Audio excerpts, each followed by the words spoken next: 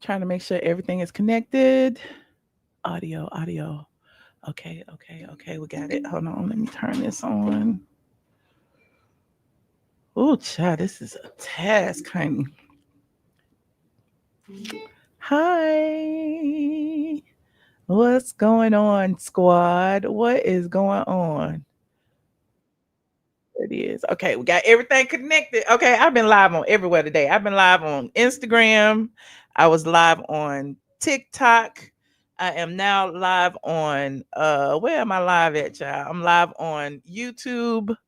I am live on Facebook and I am live on X and I am live on uh LinkedIn. I'm live everywhere I could be live, if I guess.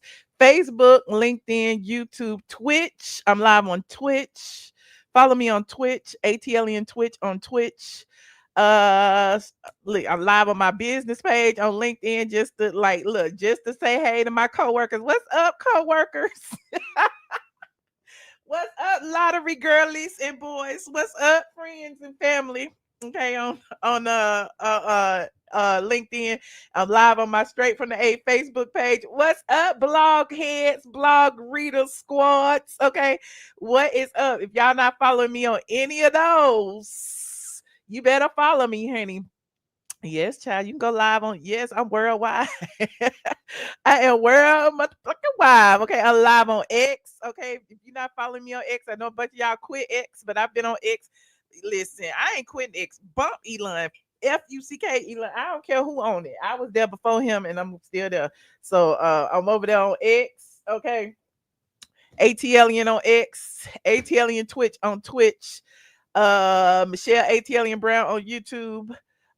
Straight from the A, the company LLC on LinkedIn. Straight from the A, the business page on Facebook. I am live. Okay. I've also been live on what else was I live? Oh, TikTok. Shout out to my TikTokers. I am ATLien on TikTok.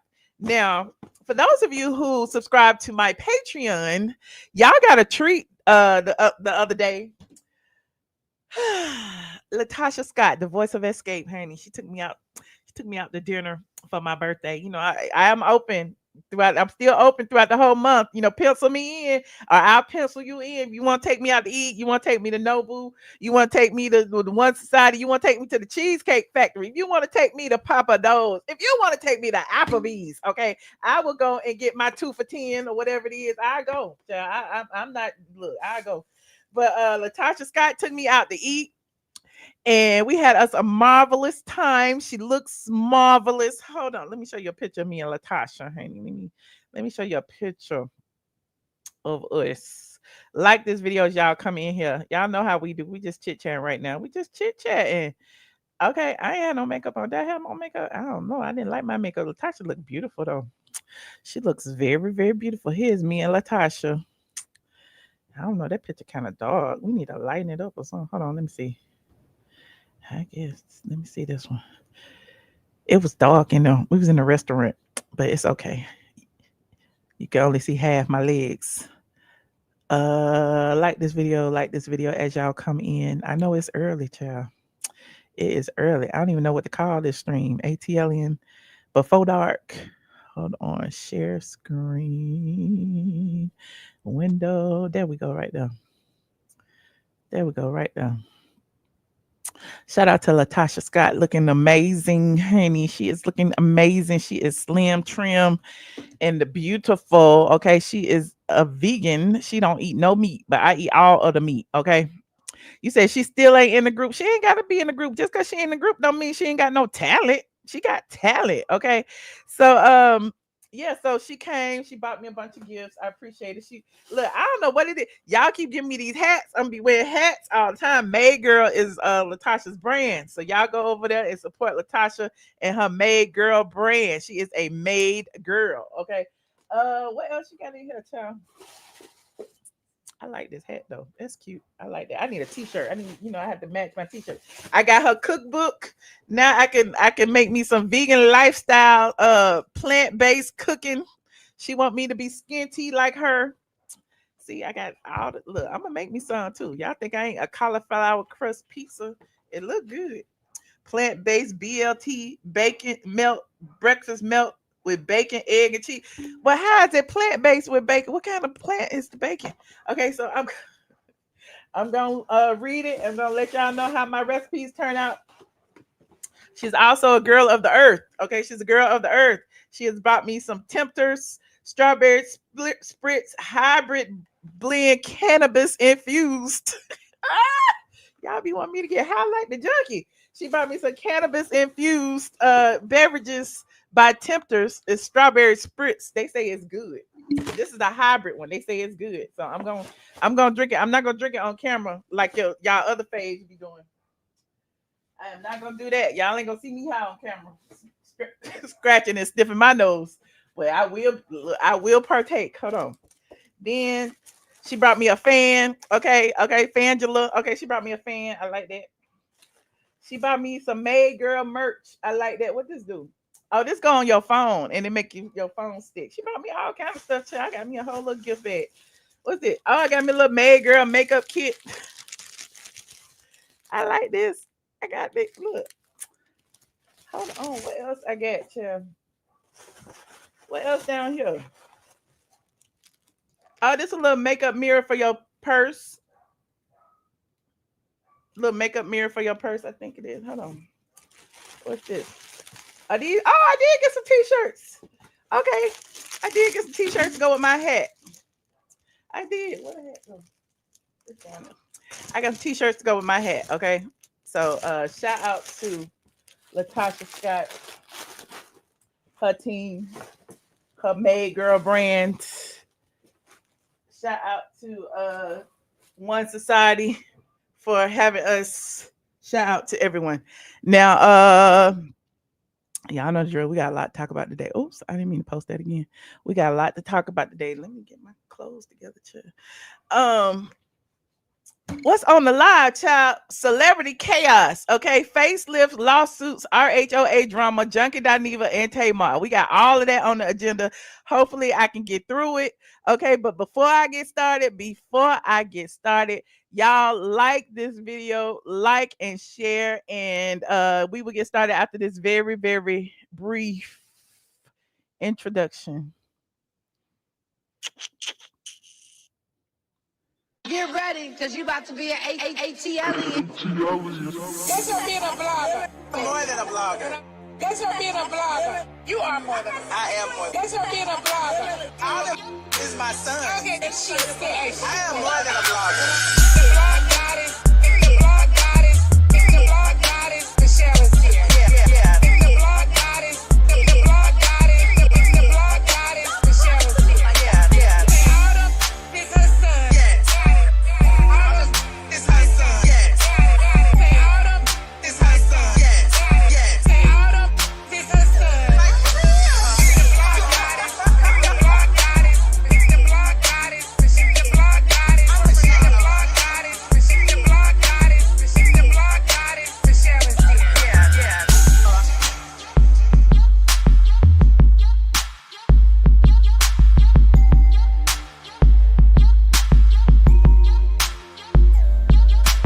Autumn is her son. Like for real.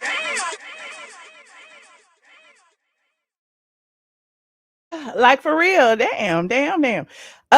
Before I get started too, I wanted to send a shout out.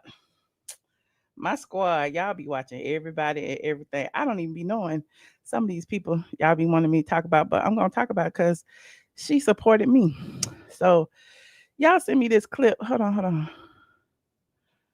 Y'all sent me this clip the other day of this. I guess she's a blogger. Her name is Tea Talk with Your Girl. Okay, and I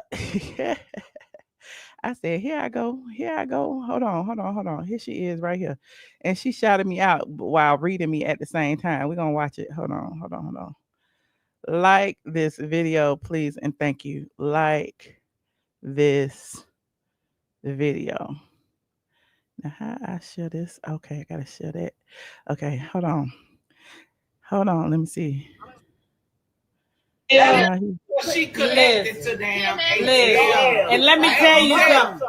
tell you. I ain't gonna lie. She got them connected. I love me some motherfucking Michelle ATLien.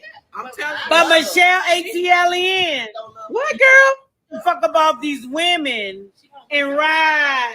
I don't understand why you keep going at these women and then giving these men a motherfucking Hey, pay. she Not like, me. she like. Y'all tag Michelle ATLien cause we all the way down here in the You don't want motherfucker. that. You don't want that smoke, T-Talk. Well, I don't want what smoke. You don't want that smoke. That motherfucker ain't strong enough. It ain't worth it. Yes, I do. It ain't worth it. She said she don't want no smoke. They said I don't want that smoke. Y'all tag Michelle ATLien. Oh, yeah. I love Michelle. It ain't worth it. I love it too, but she gotta stop. She gotta stop with Simon. They said that she gotta stop going hard for Simon Guobaldi. Can y'all tag Michelle in here? I want to see if she available. I love Michelle, but I like Michelle though. Okay. I love Michelle. Michelle the blueprint. Michelle. Sister to sister. These motherfuckers, these mugs might go out here and pretend. I'm Helen and Delo, and they know that shit. They might pretend. TLC. Right. Oh, I'm friendly swap. They might pretend, right? Even motherfucking Funky Dineva or Junkie Dineva, they pretend like he got it all together. But bitch, ATLien, She put him on. ATLien, I don't give a fuck about her number count. We don't give out a number count. ATLien, y'all tag her in here. I want her to come. I love me some ATLien. I'm right here, girl. I love me some ATLien. Come on over, yeah. Any more wine in there? Ladies, give me some of that red wine. I need to play. I ain't never scared. Oh, Sharita. She wanna. Shout out to T Talk with your girl. Okay, y'all go support T Talk with your girl. Why is my fault? What do you mean? I'm worldwide. People can like me and not like what I talk about. I don't even mind. Like at the end of the day, they talk about I only go in on the women and don't go in on the men. Wait a minute, y'all. I go in on Junkie Dineva. I go in on Mr. Manhands, TS Manhands. I go in on the men with the wigs. What did you say? I don't go in on men. I go in on the men. Okay, I go more in on the men than I do on the women. I don't be dragging Portia like that. I don't be dragging nobody like that. I just be telling the truth. Why y'all mad at me? I'm gonna keep talking though. I appreciate all of my supporters. Whether you love me today, I hate me tomorrow. Thank you for watching. Shout out to T Talk with your girl. Y'all go support. Okay. Yes, bitch, I'm worldwide. Okay, y'all go support. Meanwhile, what else is on this agenda? Sherri Shepherd, child. Sherri Shepherd said she didn't get no damn facelift, and I don't know why she thought that she would want to tell us that she didn't get no facelift because we didn't care. Well, nobody was asking you. Nobody was asking you, Sherri, if you had got a facelift. Hold on, let me find her Instagram. Y'all like this video, please, and thank you. Like this video. So Sherri,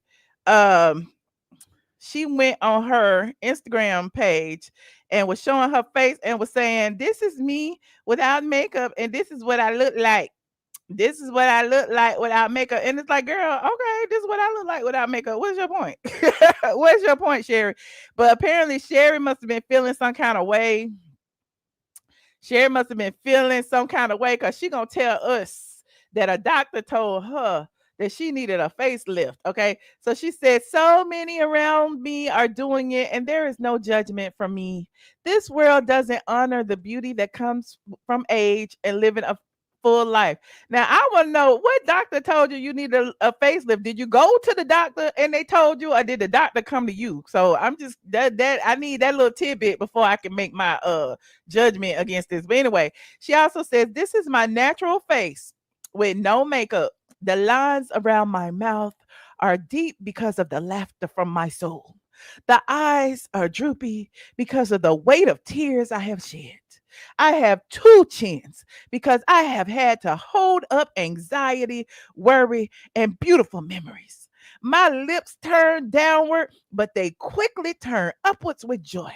My nose gets fuller every year because I need to breathe in a lot of peace. The doctor wanted to do multiple fillers to give me a quote unquote refreshed look. But I think for right now, I am loving me just as I am. A warrior. Sound like Chat GPT for me. And you know, I know. But I ain't mad at her. Okay. Look. The whole thing sound like a Maya Angelou poem. Okay. Hold on. Let's listen to what she said. Not the music. Girl. Okay, girl. Okay. Well, what we looking at? Because you look the same with or without the makeup. We look the same. I mean, she looked the same. I don't understand. So she said, you know, she just wants y'all to know that the doctor wanted to do all that, and she said, no, not right now. Maybe next week, but not today. Okay. But I'm digressing. Shout out to Sherri Shepherd. Now, speaking of Sherri Shepherd, her producer, her longtime producer friend, Jawn Murray, actually did a post not long after that telling everybody he ain't there no more. And it's like, what had happened, John? Why you ain't there no more? Did you get fired? Did you quit? Did you walk away? Did they not give you the money that you wanted? We want to know. So he posted this right here. Jawn Murray, shout out to Jawn Murray. I don't know why he not following me no more, because I was like, why you not following me and no more? You all in my DMs and stuff. I was looking back because I'm like, I know he used to follow me because we used to DM each other all the time. He must have unfollowed me because I must have said something that made him mad. But if I did, John, you got my number. You could have called me, but I'm digressing. But John said, seasons change. I am not returning to season 4 of Sherri. Before you ask, yes, Sherri and I are fine. That's one of my best friends in real life. I worked all summer to get her and aspects of the show ready for the new season. I'm proud of what Sherri and I built together with this talk show. We achieved a lot in the face of considerable adversity. Thanks to all of you for the love you showed me along the way. That's all I have for now. And then he put the peace sign and the praying emoji. Okay. I don't know what's going on, but something is. And you know, John will tell it, child. He'll tell it just like he told on the Monique stuff. He pulled out the receipts. But I'm digressing because, you know, John started out as a blogger just like me. John used to write for, was it EUI Web? He used to write for one of them, and he used to do like the celebrity tea and all that stuff. And that's how I found out about John, because he used to, you know, reach out to me about stories that I have written on the site. Actually, me, him, and Sandra Rose went out to lunch a couple of times. Child. Yeah, anyway, I'm digressing. I could tell you so much about John, but I like John. I like Jawn Murray. John called me, child. I want the tea. Okay. Anyway, like this video, please, and thank you. You said people will be leaving her show. You said, good, now bring Wendy back. Something about Sherri disrespecting Wendy. That's probably what it was. Well, he started it. He knew about Sherri disrespecting Wendy. How long they been on air? It's been a while, hasn't it? Hasn't been a couple of years. I don't know. You said he's probably Team Junkie. Oh, he might be Team Junkie. He might be. You know, I was about to say something, but you know, the gays stick together, but you know, it is what it is. Anyway, like this video, please. Thank you. Well, actually, he can't be Team Junkie if he was in my DM talking about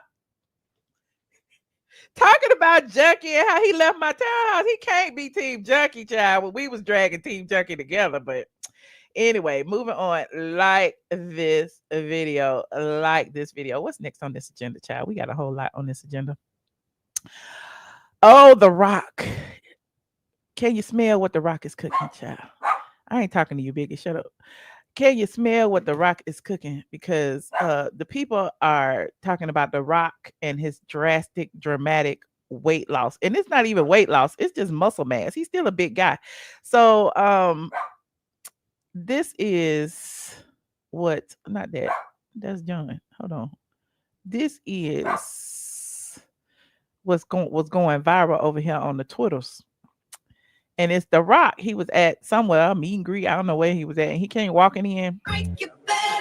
Hold on, let me turn this music off. He came walking in, got his chest all out, you know, taking pictures, you know, doing what celebrities do. Okay. And people like, something look different. Something look different. Is The Rock on that Ozempic? What is happening? But then people like, nah, y'all better remember Chadwick Boseman. Y'all better remember, okay? And so at the end of the day, people are like, he has lost a lot of muscle mass, which is odd. He's of a certain age. How old is The Rock? Y'all Google how old is The Rock and let me know, because I forgot to do that before I came in. But I mean, you can't be big and bulky forever, can you? You can't take them steroids and stuff forever. And he still looks fit. Exactly. He still looks fit and fine and all of that. He just don't look as big as he used to look, which is fine. Okay. And look, he married anyway. So what y'all worried about? If his wife like it, I love it. Okay. Here's another picture of him right here. Hold on. Here is another picture that they was posting of him over here on somewhere. And he just look a little thinner, just look a little thinner, okay. And so people were saying, my wife saw the picture and said, "Oh my, he looks human." Not the people calling him Fruity Pebbles. He looks fabulous. WWE shot really spoiled. What? Oh, so that's all they said. Didn't nobody say much. So there's that. He lost a little bit of weight. He still looks, fine. It is what it is. You said, does the insulin? Somebody said that he also had a heart problem a while ago, and so it could be a lot of things. It could be his health issues. It could be he lost the weight for health. It could be he stopped taking certain medications for his health. It could be a lot of things. Not the people saying he was cloned. He's 53. Well, he looks damn good for 53. I know y'all don't think he's supposed to be a big muscle mass bodybuilder into his 70s. I mean, some people have been, but there's that.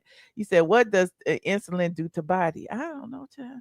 Did he lose weight for a movie role? I don't know, child. Did he say that? I don't know if he's responded or not. I'm just going off of what I have seen online thus far. Okay. Let me see if The Rock said something yet. The Rock weight loss. They just saying he looks so different after weight loss transformation. The Rock debuts weight loss transformation after slim. Oh, they say Us Magazine said he did slim down for a movie. See, we didn't even know that. Well, I didn't. Us Magazine said The Rock debuts weight loss after transformation after slimming down for the Smashing Machine. See, now y'all can stop talking, because there he go when he was big. Was he big right there? Or was he small? I can't tell with the suit on.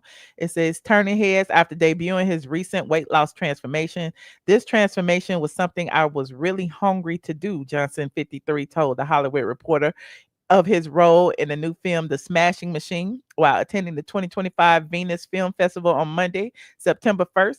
The WWE star plays legendary two-time UFC heavyweight champion and MMA icon Mark Kerr, a role that required Johnson to slim down considerably. I had been very fortunate to have the career that I've had over the years and to make the films that I made, but there was just a voice inside of me, a little voice that said, well, what if I could do more? I want to do more. And what does that look like? Johnson added on Monday. The work the actor put into transforming his body for the role, the first dramatic role of his action-packed career, was on full display on Saturday, August 30th, when he stepped out at the Miu Miu Women's Tales event at the Venus Film Festival ahead of the movie's debut. Johnson rocked a silk short sleeve blue button-down shirt featuring several colorful sketches that accentuated his slim down figure. He paired the top with straight leg black trousers. Fans of the action star were quick to comment on his shocking physical transformation on social media, saying, "Yep, I had to do a double take. The Smashing Machine is really setting the bar high," another social media user said. An unrecognizable Dwayne Johnson looks to give the best performance of his career. Why didn't you have the skinny pictures on here? Okay. Well, they start talking about other actors who have done the same. Remember when 50 Cent lost all that weight for that role? Y'all was talking about 50 Cent had AIDS, 50 Cent, and he was real skinny. Y'all remember that? They said Joaquin Phoenix lost weight for his role. Okay, who else lost some weight? Orlando Bloom lost 52 pounds for his role as a boxer in the cult. So lots of people do that for roles. Okay, so there's that. Y'all can leave him alone. Okay, I'll leave him alone because they said it's for weight loss. Moving on, like this video, please and thank you. Like this video. I'm glad y'all told me because I would have been sitting up here speculating. You go to the extremes for a role, they win the Oscar. Okay, did 50 win an Oscar? 50 didn't win no Oscar. Let me pull up that picture. Remember when 50 looked like this? 50 Cent weight loss. movie role. Hold on. All Things Fall Apart. That was it. They said, "Oh, child, he looked like this. This is what 50 Cent looked like." Let me open this up. Will it open? I want that picture. Visit. Child, he looked a mess.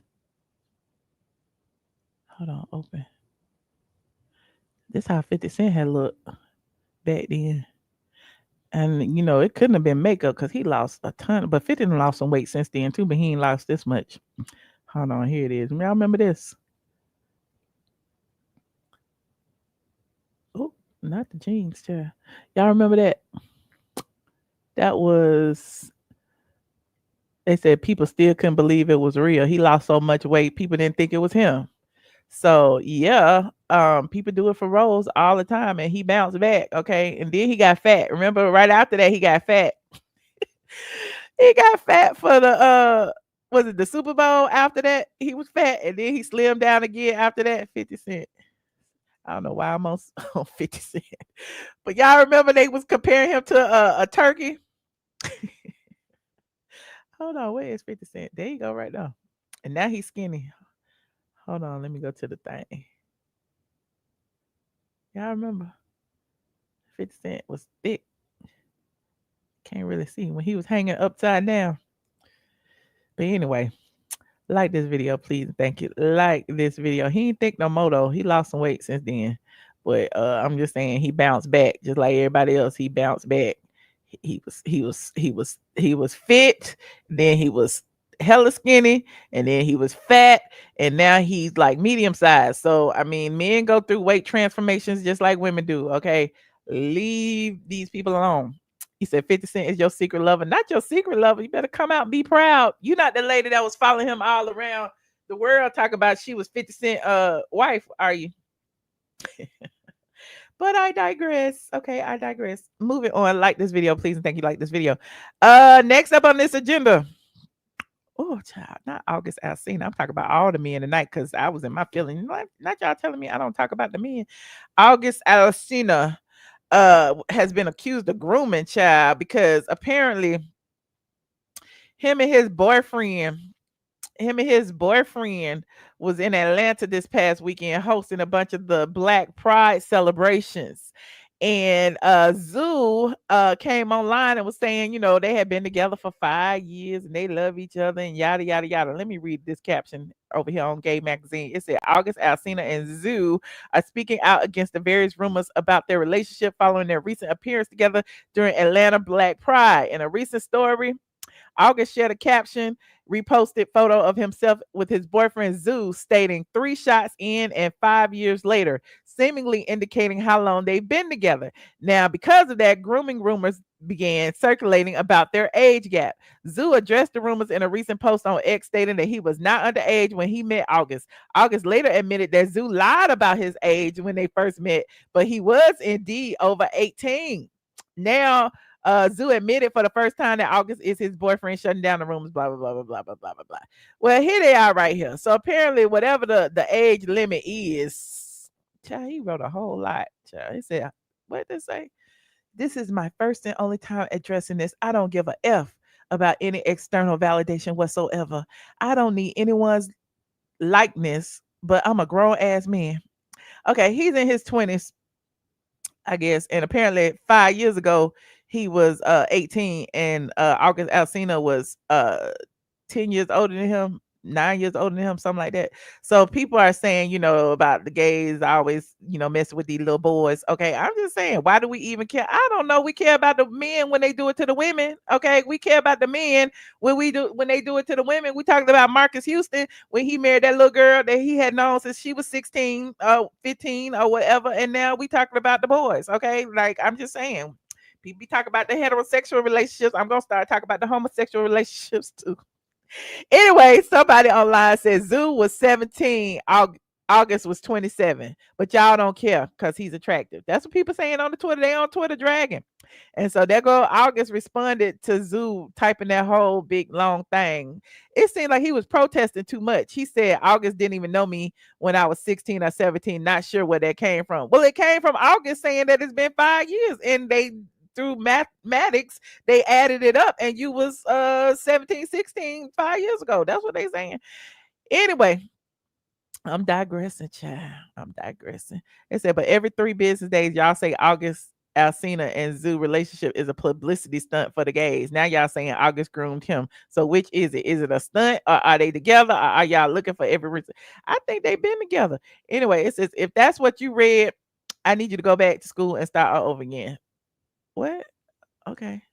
Exactly. And even the crazier part, this is August saying that Zoo lied to me about how old he was when we first clicked up. So he kind of admitting it. Granted, he was over 18, but the fact still remains. And I found out later upon meeting the family. But this is information that will require me throwing my nick under the bus and involving MFs in our story who ain't worthy just to appease their own trauma. In words, be so desperate to project their unhappiness and spin a narrative. It's truly a reflection of the deeply unhealed inner child. Well, I mean, if you hadn't posted 5 years later, nobody wouldn't have added it up. If you wouldn't have just told us that he lied to you about his age, nobody wouldn't be assuming it. So basically, you covering your ass and throwing him under the bus anyway. Okay, I'm just saying. But I'm digressing. We don't care no more. Okay, I just thought I'd bring that up since y'all be talking about all the black people. I'm talking about the black people, the black women. I'm talking about the gays. That's gonna be my new platform. In 2025, okay, I'm gonna talk about the gay relationships while the gays be talking about the heterosexual relationship. I'm just being facetious. Anyway, moving on. Like this video, please and thank you. Like this video. Now, who is next on my agenda? Kandi. Okay, I'm gonna get to Kelly Price. She on here too, child. She on here too. Kandi says she is never forgiving Phaedra. Y'all be talking about I hold a grudge. Okay, y'all be talking about I hold a grudge and I should let it go. Should Kandi let it go? Okay, Kandi is holding a grudge, even though Kenya actually did the same thing that Phaedra did. She lied. She tried to shame somebody about their sexuality. Kandi is standing 10 toes down for Kenya while still having a grudge for Phaedra. Now let's listen to what she said. Y'all know the drill. Copyright disclaimer in section 107 of the Copyright Act. Allowance is made for what? Fair use for purposes such as criticism, comment, news reporting, teaching, scholarship, and research. What are we doing, ladies and gentlemen? We are... I don't see nobody saying it. Are we researching? Okay, thank you, Jay. Finally, somebody got it. We are researching. Now let's listen. Oh, shoot. I don't know. No shade, no tea. Don't want to push too hard, but do you think there's any way that she could get you to look her way again? Has she ever tried to reach out? Wait a minute. I didn't hear the beginning. Let me refresh. Child. I don't know. No shade, no tea. Don't want to push too hard, but do you think there's any way that she could get you to look her way again? Has she ever tried to reach out? No. She talking about Phaedra. I thought Phaedra had apologized. I don't know, but if she did and Kandi didn't accept it, that's all right. Y'all know how I feel. I ain't got no apology either. Okay. Ever tried to reach out? No. Cause she know. No, it's Well, first of all, Kandi, she didn't reach out because you went from platform to platform telling people that she could never come back on the show. You literally blocked that lady bag for years off of the show. You said that that Phaedra, if Phaedra came back, you would leave. And so now they want Phaedra and they let you go. And so now you're talking. Hold on, let's listen. Yeah, there's no reason for us to communicate it. We've been in the same room before, but there's no reason for us. And you guys just you kind of just avoid, or not even avoid, but just we just don't interact. We just don't speak. I mean, not disrespectful. I don't come in cussing nobody out and that. We just you stay your way, I stay my way. Yeah. I don't feel the need to fake it for the world in that situation. Yep. I feel nobody told you to fake it. Who said fake it? We listen. What we want to see is some real. We want to see some reality. See what really would have got the views if Kandi and Phaedra came back to the Real Housewives of Atlanta at the same time. Because then the old heads, the fans, the Bravo fandom would have been happy because then we would finally see some resolution if there was any. I mean, just you talking it out or not talking it out, just you ignoring her, just you cursing her out or she cursing you out, just something. We needed that. Now she forgave Portia, which is weird because Portia was the one who said all the things on air that allegedly Phaedra and Carlos King allegedly told her to say. So I'm just kind of confused as to how she got all this smoke for Phaedra, and none for well, she got all this smoke for Phaedra and Carlos, but none for Portia. Feel like I see people online trying to change what happened. Obviously, y'all did not watch the show. Y'all did not really pay. We watched the show. We was there. In fact, Kandi, I was there with you and Phaedra hanging out with y'all in the club. So I know what y'all's relationship was. So don't be saying we don't know and our opinion isn't valid, because it seems to me that you changing the trajectory of what this was, because we saw it all go down and we saw how you said the lies. We saw how after that you went from platform to platform telling everybody you would never forgive her, and that she that she compared you to Bill, that people was comparing you to Bill Cosby because of what Phaedra said. Okay, you pulled a Junkie Dineva. Remember, Junkie Dineva did that with Tamar and started saying everybody was accusing him of doing something to Tamar because of what they saw. Okay, that ain't got nothing to do with Tamar. Okay, just like Phaedra, when Phaedra was behind the scenes allegedly saying what she said, that ain't got nothing to do with what the people came out and was dragging you for. I'm just saying. Pay attention to what happened. Yeah. And I do not care to re-explain it. I do not care to bring it up no more. If y'all, if people feel how they feel, I feel how I feel. I ain't changing. So you were also really vocal about. Okay, now, before I go to the Kenya Moore part, I just want to show y'all this. This is so random, okay? Because somebody sent this to me about the Xscape show. Somebody sent me this about the Xscape show. Was it in my Discord? I don't know. We might have been talking about it on the voice chat. Hold on. Where is it? Lord, now I can't find it. Hold on. Where is it? I gotta get it off my phone, child. I gotta get it off my phone. I thought I had saved it. Y'all like this video, please, and thank you. Like this video. Now,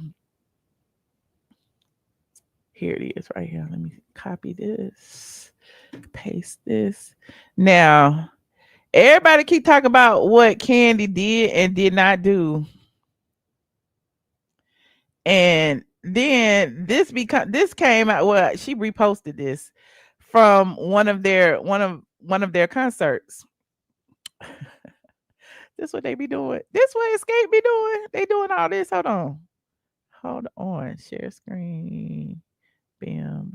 This what they doing at the Xscape concerts now. The children at the Xscape concert? Is it the Dungeon concert or is it the Xscape concert? Hold on, look, watch this. What's happening? Yep, that's us. Keep watching. It gets even better. Now this is the game. Oh shit, hold on. I know Usher has been going everywhere, dropping cherries in people's mouths. I wanted to give them a demonstration. You hold my mic.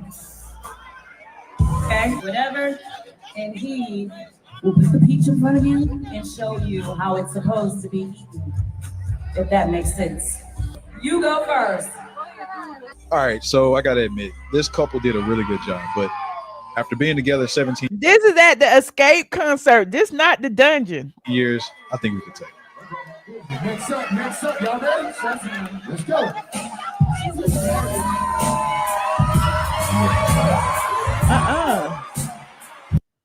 I'm trying to stop the music now. You see what they doing? You see this? Viewer discretion is advised. Okay, viewer discretion is advised. They are fully clothed. Okay, viewer discretion is advised. Okay, I'm just letting y'all know. Viewer discretion is advised. This is not for children. I don't understand why this was going on stage at the damn Xscape concert. But I mean, it looked fun. Okay, it looked fun. Okay. She said Usher was giving people cherries, so she giving people peaches to put in their coochies. Okay. Why is it always gotta be about sex? I'm just saying. Sure, it's a good old time. Sure, it looks fun with the couples and everything. And I guess the couples were there to see y'all sing and all that. But yeah, you said, who is that man? I don't know who that man is, child. This is on the thing. What's his name? That's his wife. His name is Germany Fit. So y'all go support. That man right there said he tapped out. He wasn't gonna go there.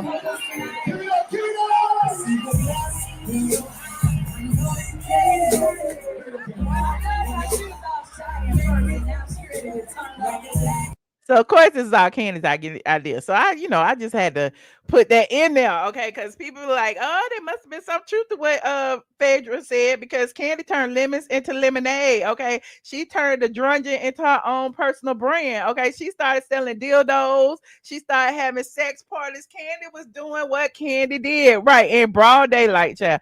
But speaking of, the hypocrisy that is Kandi Burgess, okay, she is what it is. I like Kandi though. But here is except Candy's a Trump supporter and she be low key, Anyway, let me stop. Here is hold on. What Kandi said about Kenya. Let's go here. Kenya more, like supporting her, and how they would disrespect her in the promos, and Yeah, well, here's my thing. Everybody was like, oh, why would you say? Here's my thing. That's my girl, and I think people don't understand friendship. Y'all don't understand that my friend could be wrong or do something that's not tactful or whatever, but I can still have a conversation with her separately and not have to drag her publicly about something. Okay. Why do the rules not apply to Phaedra? Wasn't Phaedra your friend? Okay, I'm just saying it's kind of weird for her to be like, oh, my friend can do something that's wrong and I cannot check her in public. I could check her privately. Isn't that the same thing you could have did to Phaedra? Can you talk to her off screen and be like, why the hell you lied on me? Why can y'all not have had a conversation and then continue to go on? But instead you went public and dragged her and said that she did not deserve to feed her kids. Okay, even while you had Apollo stuff in the garage, okay, that she didn't know about. Okay, Kandi was not a good friend to Phaedra. Okay, that's all I got to say. Can't listen. I don't make me pull up my picture of me hanging out with both of them. Hold on, Kandi, Phaedra, ATLien. Let me see if I can find that picture of me and Kandi and Phaedra. Okay, that's me and Phaedra right there. That's me and Phaedra right there. That's me, Kandi, and Phaedra and Toya right there. Hold on, I'm trying to find it online. I can't find it when they went to the dungeon.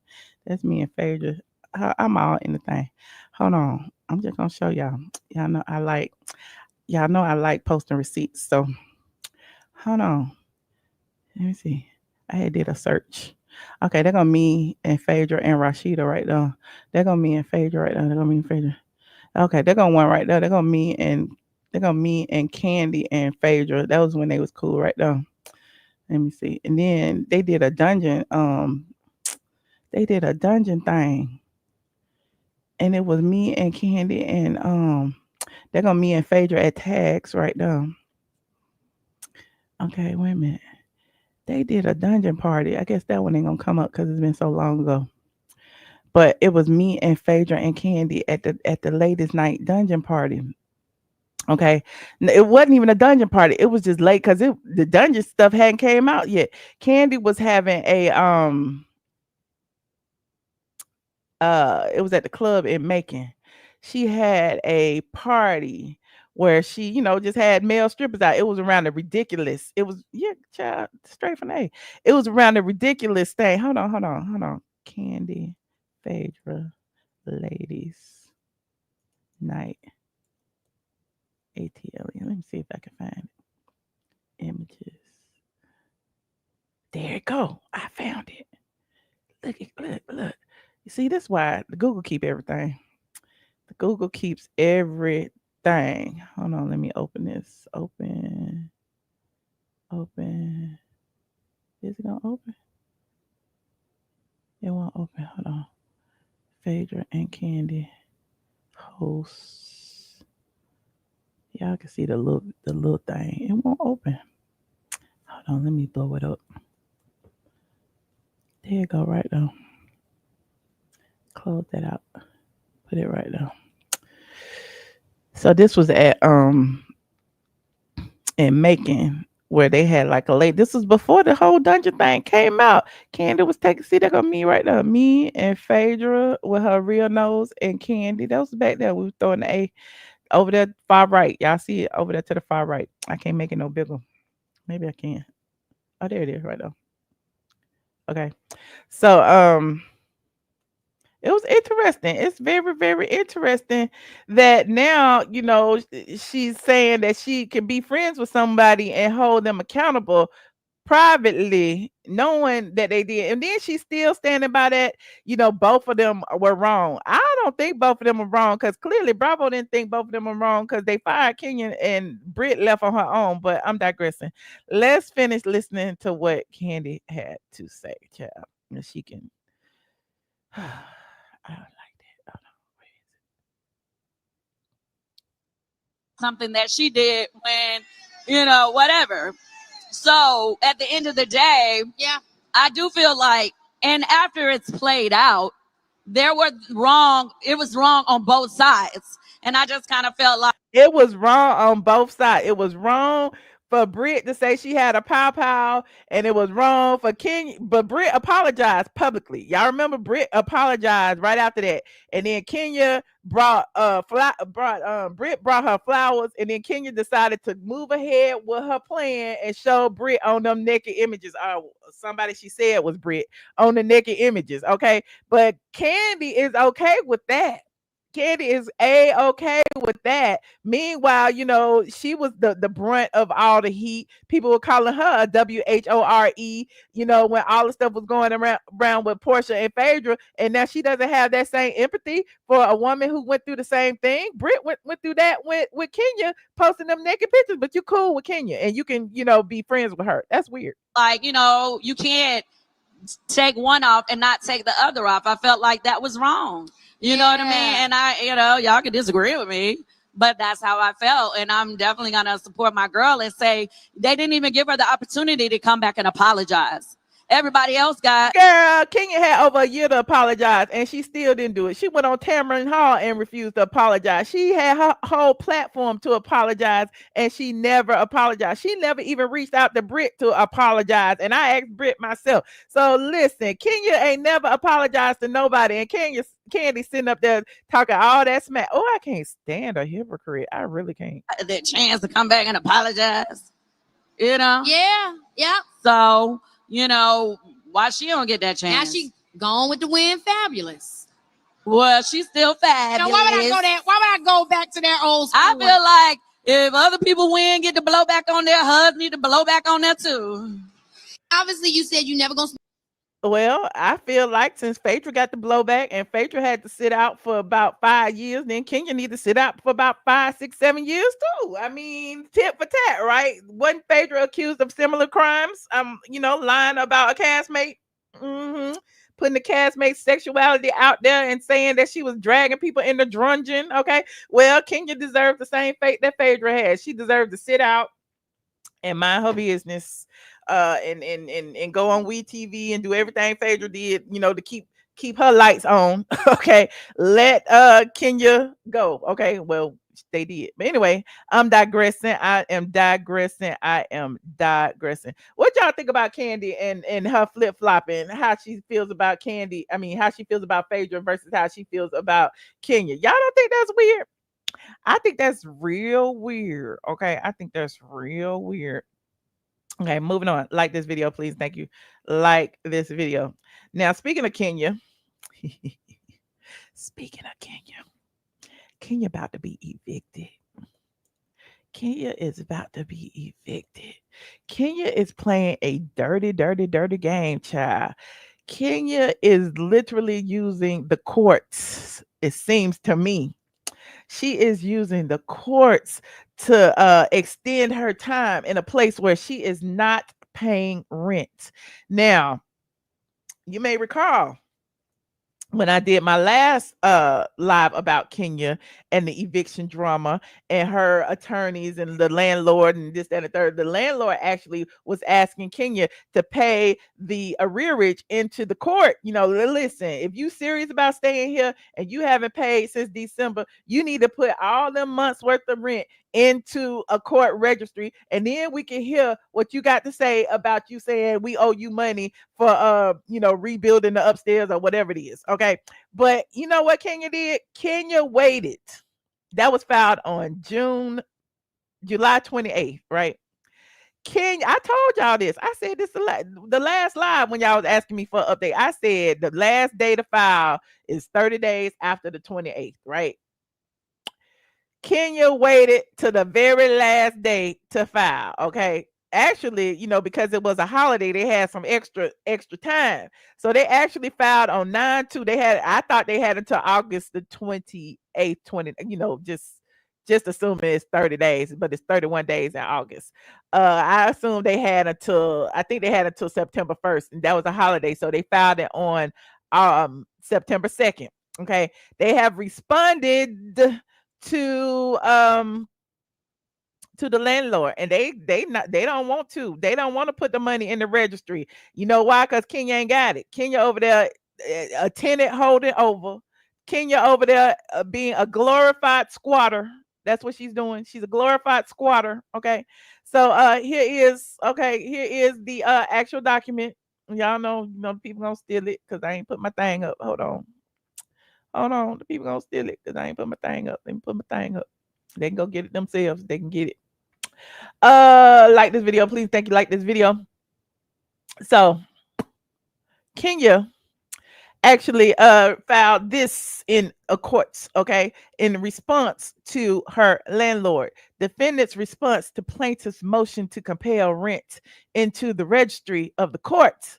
Okay, now listen, if you ain't got it, you ain't got it. If you ain't got it, just move out. I don't understand how you feel like you can stay in them people's building without paying any type of rent, even if you decided yourself for the improvements. Even if you did that, you do not have the right to stay in somebody's place without paying rent.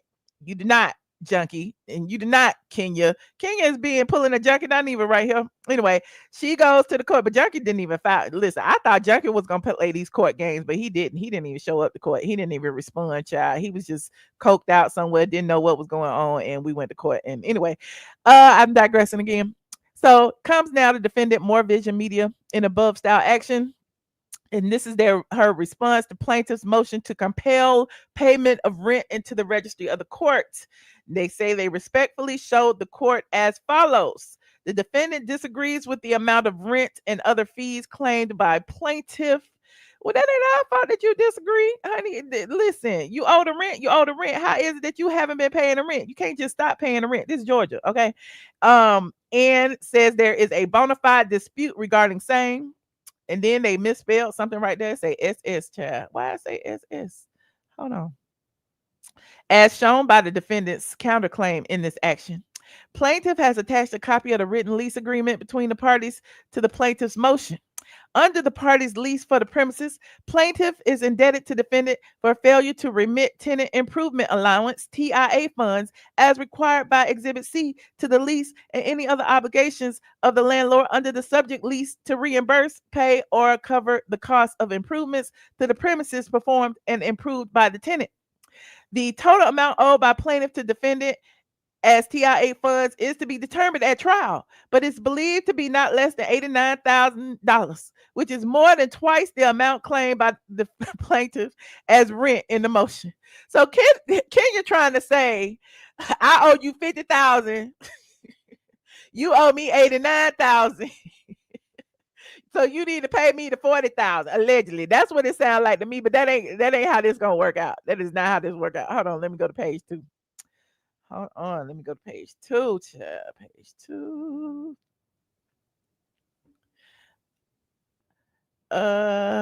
Efforts and expenditures to build out and improve the lease premises. The expenditures should be reimbursed by plaintiff to defendant under the lease. See, what's gonna get Kenya is her rent amount that she has not been paying since December. The late fees, the penalties, the interest, the court costs, the attorney's fees. You think that is less than 50% of the amount, but by the time they finish, you're gonna be owing them what they owe you plus more. You should have just packed your bags and left. Why are you squatting in them people's building, Kenya Moore? Why are you squatting? Then allegedly she is only taking one customer at a time, child. One customer at a time at the Kenya Moore Hair Spa. Hold on, somebody had, let me see if I can find it. If I can. Kenya is taking one customer at a time at the Kenya Moore Hair Spa. Sure, I don't know if I could play it, because you know she had blocked me. And I don't feel like logging into no other accounts because I don't remember no passwords. But hold on, let me see if I can find it. Like this video, y'all get in here, please. Like this video. Hold on. Hey, I see y'all. Oh, let me go over here and see. Because they was talking about this girl here. I'm like, why y'all? Oh, here's what Kenya said. She was in the comment section. And apparently she kind of was giving her fans a little leverage to believe that she will actually be leaving soon. So she said this in the comment section. Somebody asked her about it. Guess the haters can shut up as we see Miss Kenya Summer Moore is still being a boss. And she said she's a boss with or without a salon. A boss with or without a salon. It seems like Kenya should be packing up the thrift store. Okay, she still got the dresses in the window. She haven't sold that. First she said she was gonna do a auction for the dresses. That was in violation of her lease. She couldn't do that. Now she just sitting there taking one client a day, and apparently she's paying for the clients. Hold on, I'm still not through. Hold on, let me find. I'm trying to find. Is this it? Here it is right here. Hold on, view on Instagram. Okay, here's this young lady right here went to Kenya Moore, and apparently Kenya is paying known hairstylists to come and do hair at her salon and pretend like they hairstyling there. Because So Jody, is it so? Who is it? I think it's So Jody. I don't even know. One of these damn hairstylists that do Kenya's hair and Candy's hair and everybody hair was doing hair in here. And so I don't even know why Kenya touching this lady hair. But this young lady, her hair is beautiful. She has a lot of hair. Okay. She's not like Kenya. She's not wearing pieces or whatever. She has what appears to be 4C hair, but Kenya couldn't do it good. So she got somebody else to do it. And here is how it turned out. Hold on, we're gonna look. Okay. All right. Oh, okay. That was it first. That was it set. Okay. Hold on. Wait a minute. Let me start it over so we can hear. From this to this, I can't believe it. I came down all the way from Jersey and it was so worth it. As you can see, she went all the way to Jersey. Y'all see the door, like Kenyon is scraped off her name. Her name is no longer on the door. The sign is still up there, but she still got them dresses in the window. Hold on, let's keep listening. Yeah, I have a lot of hair, but somehow my silk press only took 2 hours, which has to be a new world record or something. Along with the silk press, I also got a protein treatment. Yeah, that's the girl who be doing Candy hair right there. What's she doing over there? Okay, what's she doing over there? And a trim, of course, gotta get this. Kenya said, I need to find somebody. Okay, she done flew in from Jersey and Kenya done paid for her to get her hair done.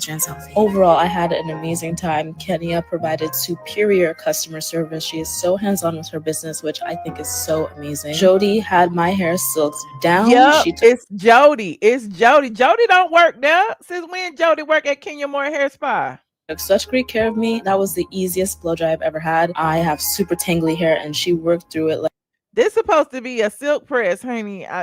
No shade, but anyway, I'm gonna let y'all judge for yourself. Like it was nothing. I mean, I am so amazed and I will definitely be coming back. Thank you for making me look good and feel good. Kenya Moore's hair spa took me from this to this. I can't believe it. I feel the ways about the curls in the back. I need to. What happened? I don't know. It's nice. It's nice, but I mean, I guess for a free hairstyle, for a $25 hairstyle, Jody said, I ain't doing much. I'm just going to do a little bit. This took too long. That's 2 hours. She was working for 2 hours for $25. I wonder if Kenya paid for her services. Anyway, and then didn't even tag the lady. Didn't even tag the lady in the services. Just tag Kenya and Kenya Moore Hair Spa like Kenya was doing the hair over there with the camera person. Look at that. Look at that. Kenya. Oh, anyway, y'all like this video. Please, thank you. Like this video. Kenya Moore is still over there squatting in that salon, child, taking one customer at a time. You said I can't hate all the time. I can hate right now. I can hate on you. Okay. I can put my thing on members only. I can stop you from talking. That's what I can do. I don't know. Should I? Y'all, if you're not subscribed, you better subscribe right now, because this live right here is for subscribers only. Okay. This live right here is for subscribers only. If you are not subscribed, you don't need to be in here. Only subscribers can hate on me in the chat. Only subscribers can hate on me in the chat. Okay. Shout out to my subscribers. Anyway, moving on. I don't know what Kenya gonna do. Okay. I don't know how she can't pay the first of all, she ain't got no salary. She don't have no spa. I mean, she up here selling dresses, shoes, and coats in the damn spa. She get one person a week into the salon. How is and then she paying them, she letting them pay $25 for a quick weave, this and that. She don't take 4C hair. Okay, that's what she said on her website. No 4C or super coarse hair. But I think she made, listen, she had to make accommodations because this was the only option she had. So she took this girl, and it seemed like her hair was 4C. Okay. Yeah, she said she don't do no 4C hair. She said that on her website, honey. She only wanted the Caucasians in there with straight stringy hair that you can blow dry in 10 minutes or less. She wasn't getting that type of clientele over there. She's never open. I went by there one day last week. I can't remember what day. It must have been the day she was closed. I think it was like, what's today? I went by there Thursday and they was closed. Okay, the lights was off, the doors open. I went to Home Goods over there.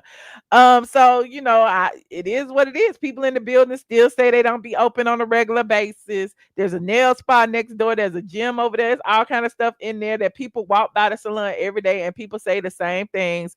Her hair care products are on the clearance aisle at CVS. Okay, that was just on Reddit. Shout out to Reddit. Hold on, let me go to Reddit. I'm gonna show you, so y'all don't think I'm lying. We know we love receipts. Kenya Moore hair care. Hold on.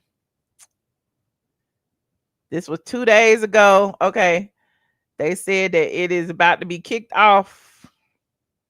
What is that? They said Kenya Moore hair care discounts. Okay, hold on. What is that? Okay, they said it's about to be kicked off the shelves. Got the red price tag on the bottom of it. Okay, they listen. They said that even on look, they didn't put the Google ratings 65 out of 100. Oh no, not the restore. 58 out of child. They was dragging to Kenya. Hold on, what they had said. So a couple of days ago, I seen a post showing Kenya's products being discounted on shelves and showing up in dollar bins. If you are in Georgia or been on Georgia TikTok in the past year, you'll know we have this place called Georgia Peach Liquidators. What? This wasn't even in the CVS. This was at the Liquidators. Chock full of warehouse hand-me-downs and now featuring Kenya Moore hair care. I am loving the downfall of the brand, but I also use the Yuka app. It scans barcodes and rates the ingredients. She's showing up pretty great actually in that department, so I grabbed some. See how it does my hair. But I stand by. She deserves everything that's happening to her salon and brand. Hashtag justice for Marlo. Child, is dragging over here, child. Not in the dollar bins. Not in the dollar bins, child. Not $5. Not $4. This is a mess. Okay, this is a shame and a scandal. Hold on, let me see. It was another one a few days before that. Hold on. Let me do a search for past month. Okay, Kenya Moore hair here. I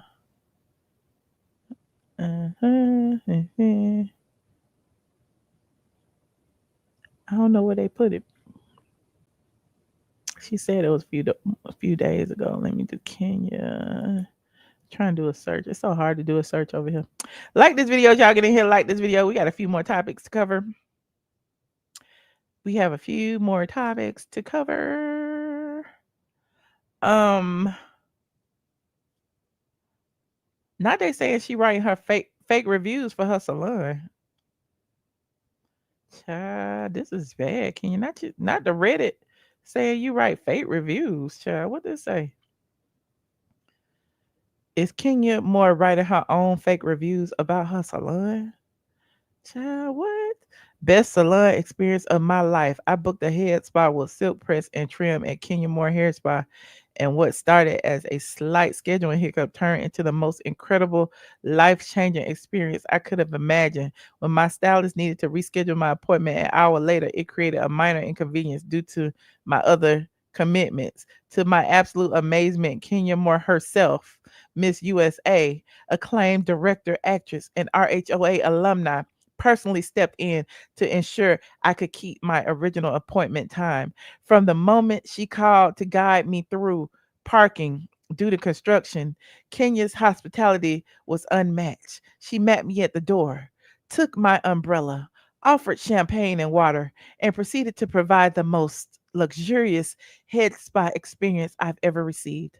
The service included a facial, neck and shoulder massage, and a beautifully dimly lit room with soft, relaxing music and aromatherapy featuring Kenya Moore hair care products. The warm steam treatment, scalp scrub, and scalp massage were so relaxing, I nearly fell asleep. As someone who is extremely tender-headed with 4C hair, I, I was impressed by Kenya's gentle touch and consummate professionalism when I briefly shared that I've been caring for my mother who has dementia and other severe conditions, leaving little time for self care. Kenya did something that moved me to tears. She prayed over me. It was exactly the emotional release I didn't know I needed. My hair was severely damaged from coloring and improper care, but stylist Tanitra worked miracles, and she managed to remove several inches of dead split ends while saving the majority of my hair, avoiding the drastic cut that would be necessary. This is what? Child, I don't believe it. Child, I don't believe it. Whatever. Somebody said, look at the second paragraph. Who would write that in a review of services? Notice the RHOA alumni part. Also, not them shouting me out already. Also, Michelle ATLien kept pointing out that the salon doesn't work well with 4C hair.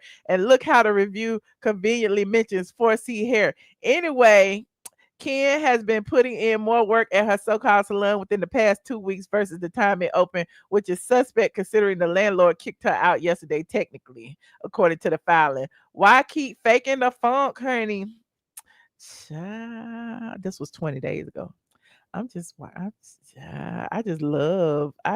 was generated by AI. Okay, that was a chat GPT rating. It sure was. Okay, you said that's acting.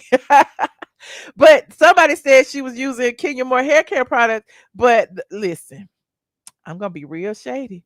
The Lipstick Alley girl said that that it wasn't Kenya Moore hair care, that she was using other hair care products on her clients. In fact, they screenshotted where Kenya was washing somebody's hair and it was like some design essentials or something on the side. Hold on. I am not finished looking. Hold on. Let me go ahead. Let me find this right there. Child, not Kenya Moore ain't using her own products, child. Not Kenya Moore not using her own products. Hold on. Not Kenya Moore in the salon not using her own products. Hold on. Like this video, please, and thank you. Like this video. So here's Kenya Moore washing hair, doing what she does. Okay, listen, I'm not mad at her. It's her business. She is hands on. She washes hair. Okay, but people were like, look on the side. They said that is Trader Joe's shampoo and something else. That wasn't no Kenya Moore hair care. That they said that was Trader Joe's shampoo and some design essentials. And then hold on, it's some over here too. Whoa, shit, they got it right here. Look at it right here. What is that? That is design essentials. That is not Kenya Moore hair. Kenya don't even use her own hair care products in her own salon. Now, y'all can be mad at me all you want to, but this is from this Aunt Lori over there getting her hair washed over there on Kenya Moore Hair Spa. Okay, at Kenya Moore Hair Spa, Aunt Lori came in because Aunt Lori, the secretary, and she was like, "You can take my picture, get my hair done, child." And she didn't even. Lori brought her own shampoo, I guess, because she said, "You can't use that Kenya Moore stuff on my hair."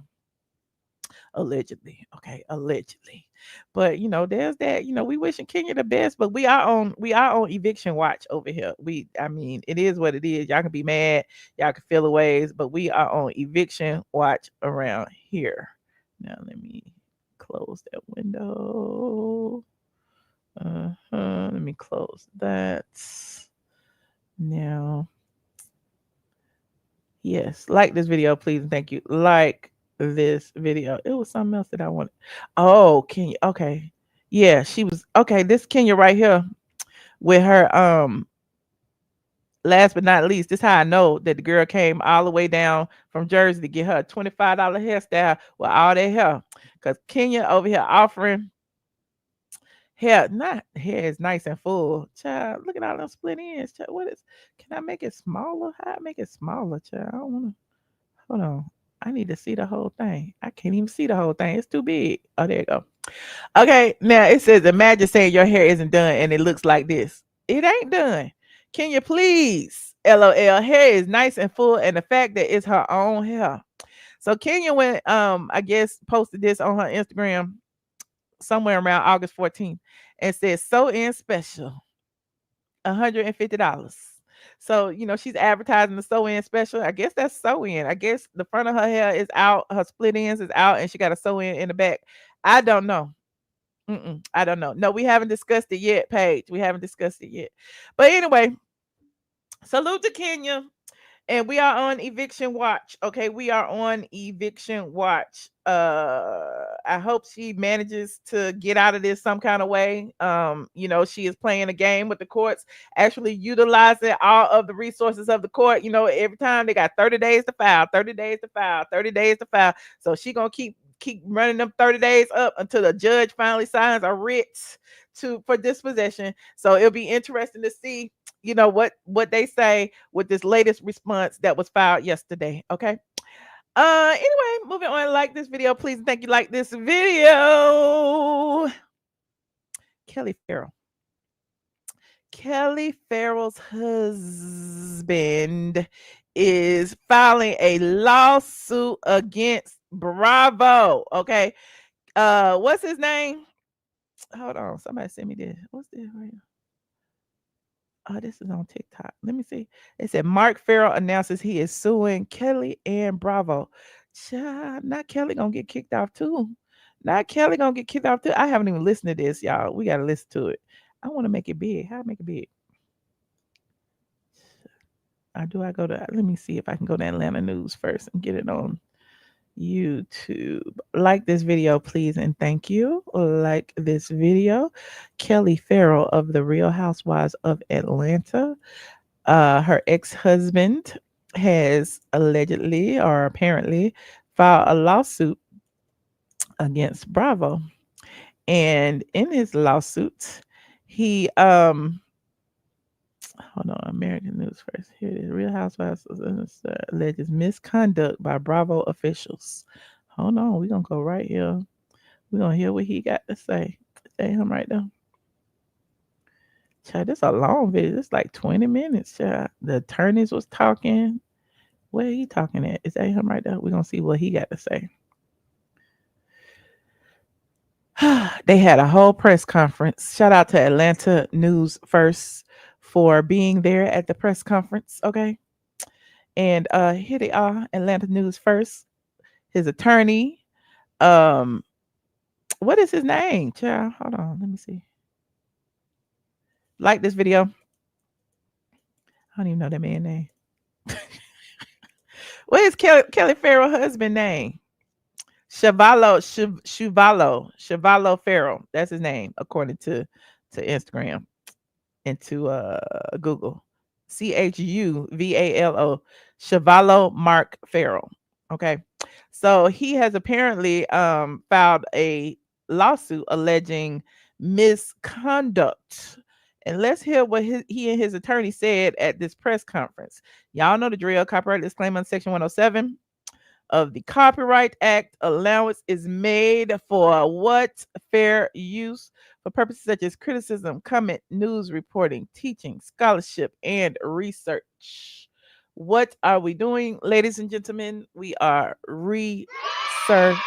See, let's see what she had to say. Good morning. Good morning. My name is Jody Lewis. I am the CEO of the Brand Development Group, and we represent Mr. Mark Ferrell. We are here today to hear from Mark tell his side of the story and break the silence. We're actually very excited to be able to be here. Today, you're going to hear from Mark himself. You're going to also hear from Brian Jenkins, which is the former president of the NAACP here in Rockdale County. And you're also going to hear from his attorney, the great Miss LaTocha Francis Williams, who will speak. Not the NAACP. He got everybody behind him. He gonna be marching against the injustices that Bravo, that Bravo is bringing forth.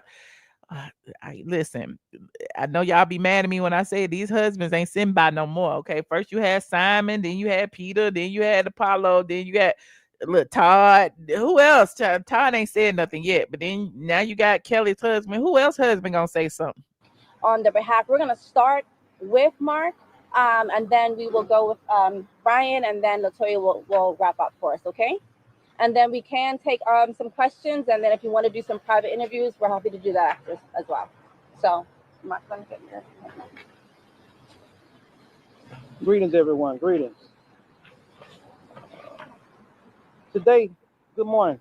Today I end my silence for 3 years. Can y'all hear that?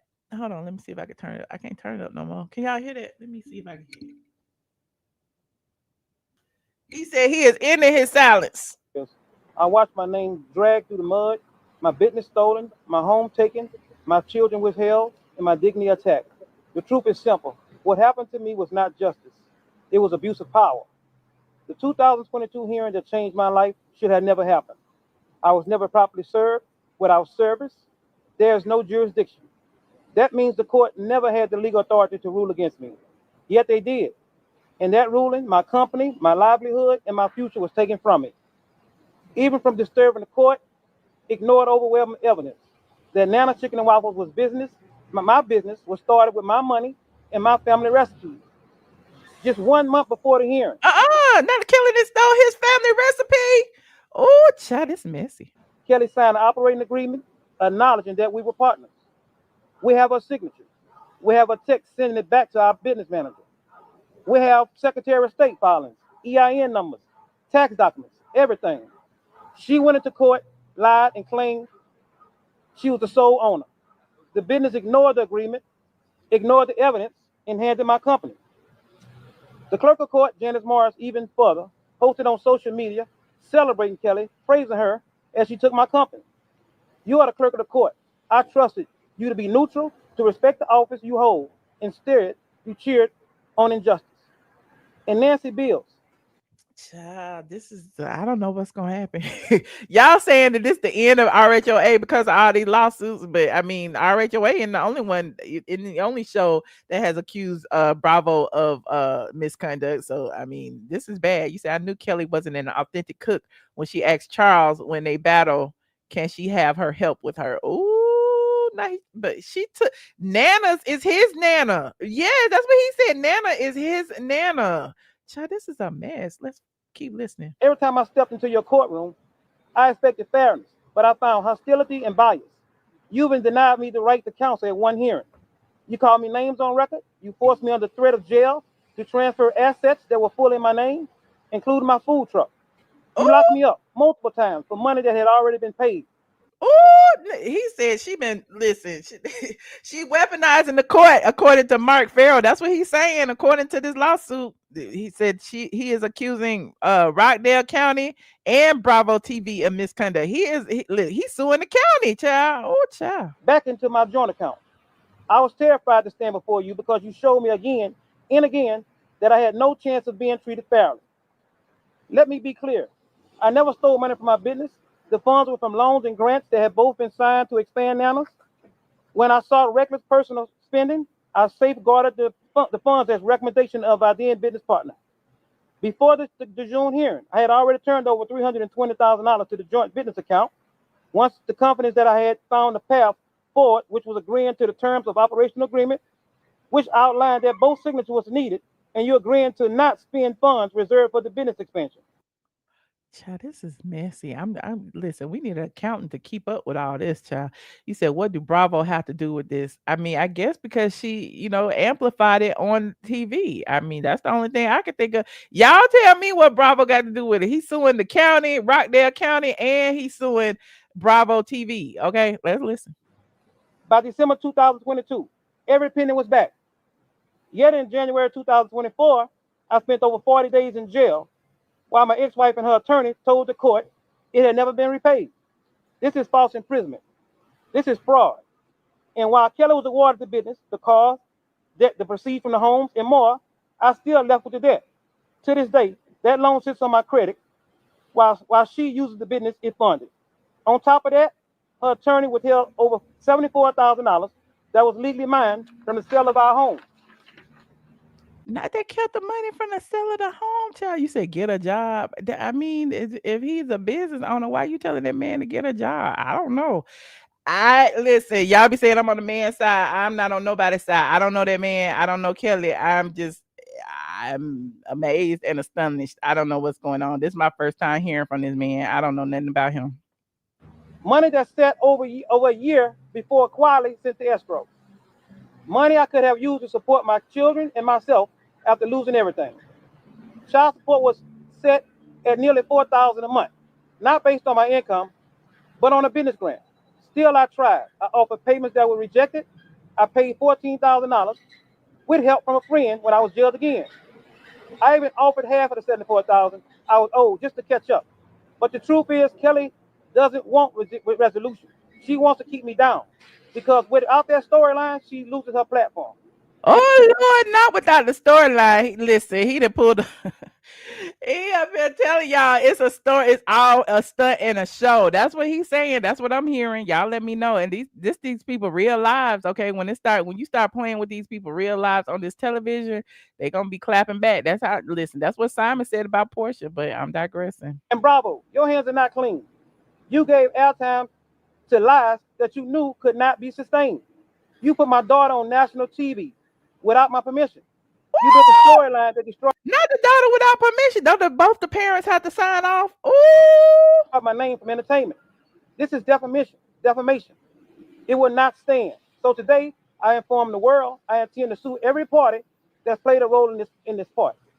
Those who withheld my children, who stole my money, who illegally held my home proceeds, who ran hearings without jurisdiction, and abused their public offices. You know what's crazy is they in the middle of filming, right? They're gonna play this. They're gonna play this clip on the Real Housewives of Atlanta. Are they gonna play this press conference on the Real Housewives of Atlanta? Is he a part of the stunt, child? And who profited off lies? To my children, Chance, Chester, and Chastity. Hear me clearly. I love you. I have never left you. I have fought for you every day, in every courtroom, every filing, and every word I speak. No matter what you told, no matter what you've seen on TV, your father always loved you and always will. To my supporters, this is bigger than me. This is about accountability, integrity, and justice. Wait a minute. To his supporters, he got a squad out there. He got a squad. I never seen this man before. Y'all let me know he got social media because I need to go sign up. I need to follow him. I need to see what's gonna happen. What happened to Rockdale should have never happened to a man, another father, or another family. My silence is over. The truth is heard, and today is just the beginning. Thank y'all.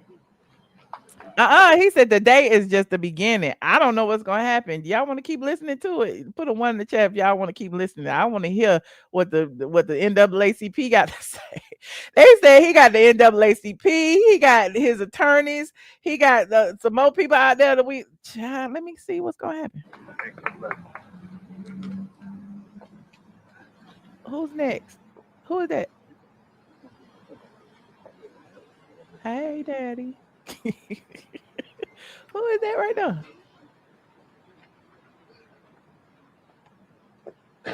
My name is Brian L. Jenkins. Hello, Mr. Jenkins. Giving honor to God, the overseer of my being. Amen. We're assembled here today not because we want to, but because now we're going to church, y'all. We're going to church. Going to church. Pass the collection plate. Because we have to. Not far from where we stand, an injustice on this county took place. Not far from where we stand, an injustice against Mr. Ferrell took place.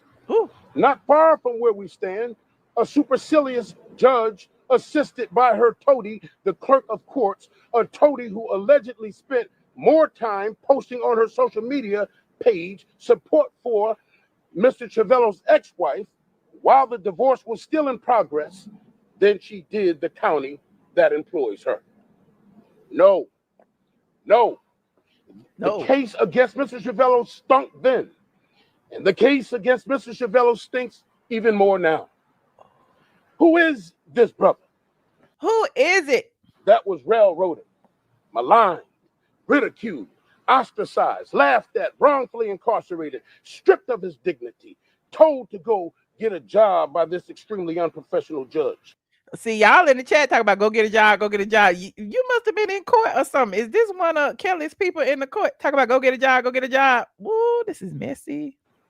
And was made to watch from his jail cell all the years of toiling to amass a tremendously successful business snatched from his hands and given to his ex-wife right here in Rockdale County. But here's what the judge did give him. 50% of the debt in jail time. I'm sorry, that tickled me. The judge gave Kelly all of the money, all of the proceeds, all of the assets, but then give her 50% of the debt, honey. This is a mess. This is a mess. He was a brother that was only seeking a divorce. A young man that had a vision turned into a multi-million-dollar success, nestled right here in Rockdale County. A father of 4 beautiful daughters that he kept at the forefront of his vision. A brother of wonderful siblings, a businessman that elevated the economic standing of so many young people. A son of 2 beautiful parents that poured the importance of hard work, dignity, and adhering to the concept of owning your home. He was seeking.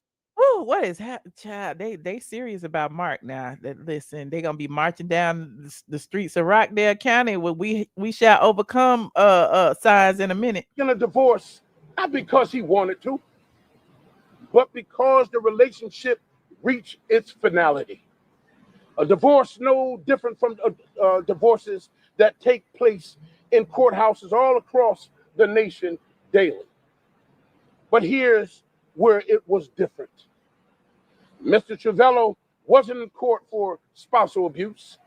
He wasn't in court for child abuse. He wasn't in court seeking any special treatment from this judge. Quite the contrary. He was in court seeking fairness. And in his trek to seek fairness, he was abused. Rockdale County Judge Bills and Janice Morris took the man's restaurant business and gave it to his ex-wife. Damn, the men losing this year. What's going on? They taking all these businesses and handing it over. I don't know. Is this what happened? Because I haven't followed Kelly's divorce case. So they saying that this is his business and he came up with everything. And they listen, if I'm wrong or if they wrong, y'all tell me because I haven't been following Kelly's divorce. I don't know. They took the man's food truck and gave it to his ex-wife. They took every dollar out of his bank account and gave it to his ex-wife. Every dollar. While they incarcerated him for a total of 46 days for nothing, they made him sell his house, a house that had only his name on the deed. Sold for a price. Didn't they just do that to Simon too? He had no control over. When he was finally released, he had no home to go to. Dang. He was homeless and rendered indigent. Oh my God.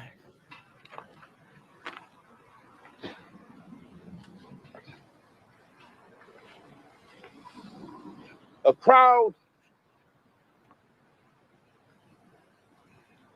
But what happened? But what happened to this black man? He lost his place. Hold on, we're gonna give him time. So where is the crowd? Some might ask. But they didn't know that you would be here. And they didn't know that I would be here. Like God said to Gideon in Judges 6:14, Use what you have, Gideon, emphasizing that the victory would not be won by human strength, but by God's power. This victory, this process, this quest isn't about Mr. Chevelle Ferrell. This is about the people. That's what this is about. The people ain't got nothing to do with this. This is about you and Kelli. In closing, there's an APB out on the NAACP. They were invited to stand here with us, and the state president, Gerald Griggs, stated that he would be in attendance. But where is he? Many of these Black organizations are led by what I call silent slaves. Oh. They flock the community to sell tickets, but go into hiding when real issues arise. Ooh. There's a scared virus consuming these individuals. And the only no shade, but at least his money going back back to a Black woman and then go back to a white woman, Shannon Sharp. I mean, listen, at least you're not making the white people wealthy. I mean, I'm just saying, I understand the plight, I understand the struggle, I understand the beef, but I mean, there's a positive to this. You do have 3 Black daughters that the money is going to. Cure for them is a chair. So go somewhere and sit down. Oh, not go somewhere and sit down. Oh Lord, who is this? Good morning. Hi. As you heard from Jody, my name is LaTocha Francis Williams. And many of you know me as the legal lady. Most importantly, many of you know that if someone has tapped me and my team, there is an issue with civil rights. There is an issue with a miscarriage of justice. There is an issue at the state, local, and even federal level. I'm always for the Black woman defending the Black man, but we're going to see what the attorney got to say. And the reason that I am honored to speak here today is because my team was tapped. You just heard from another member of my team about justice and moving forward. One of the things that I said when I first met Mr. Chevelle was that it is time for restorative justice. It is time that the storyline and the lies and the games and the gamesmanship visited on him, not just by his ex-wife and ex-business partner, but by the very persons that are supposed to run this courthouse. There is a bare minimum standard that the state of Georgia requires when someone comes into a courthouse and they make assertions under oath. Well, let's start with number one. Y'all in Rockdale County. Let's start there. Rockdale County, Conyers. Them people ain't playing with y'all. There is a bare minimum standard of fact, of proof, that any judge must demand before rendering a decision, before making findings of fact.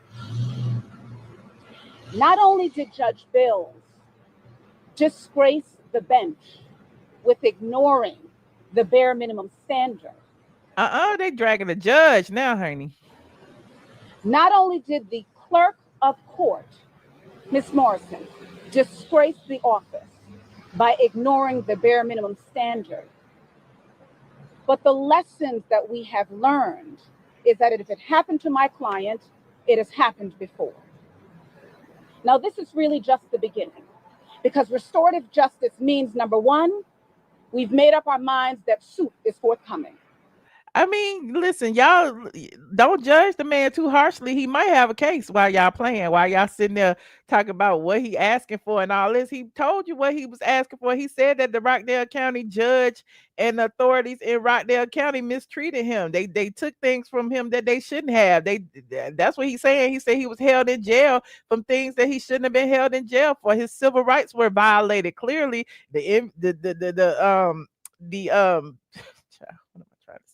everybody is there. The NAACP is there. So we got to see what else these accusations hold. We don't know yet. And as you all know, whenever I sue a judge, whenever I sue a prosecutor, the state, law enforcement, anyone that is a government. Yeah, Dr. Heavenly live out there. Mr. Manhands live out there. A couple of people live out there in Conyers and Rockdale out there. Out there. Step number one is what we call statutory notice of intent to sue. We'll put you on notice. We do you the courtesy of letting you know that litigation train is coming. What you didn't hear is while they have been on notice, because my client not only filed a claim, a judicial claim, against the presiding judge, but she nevertheless refused to recuse herself from his cases. So they've been on notice. Oh, no, he been covering his tracks. He told the judge, he told the people, he told the plaintiff, he told everybody.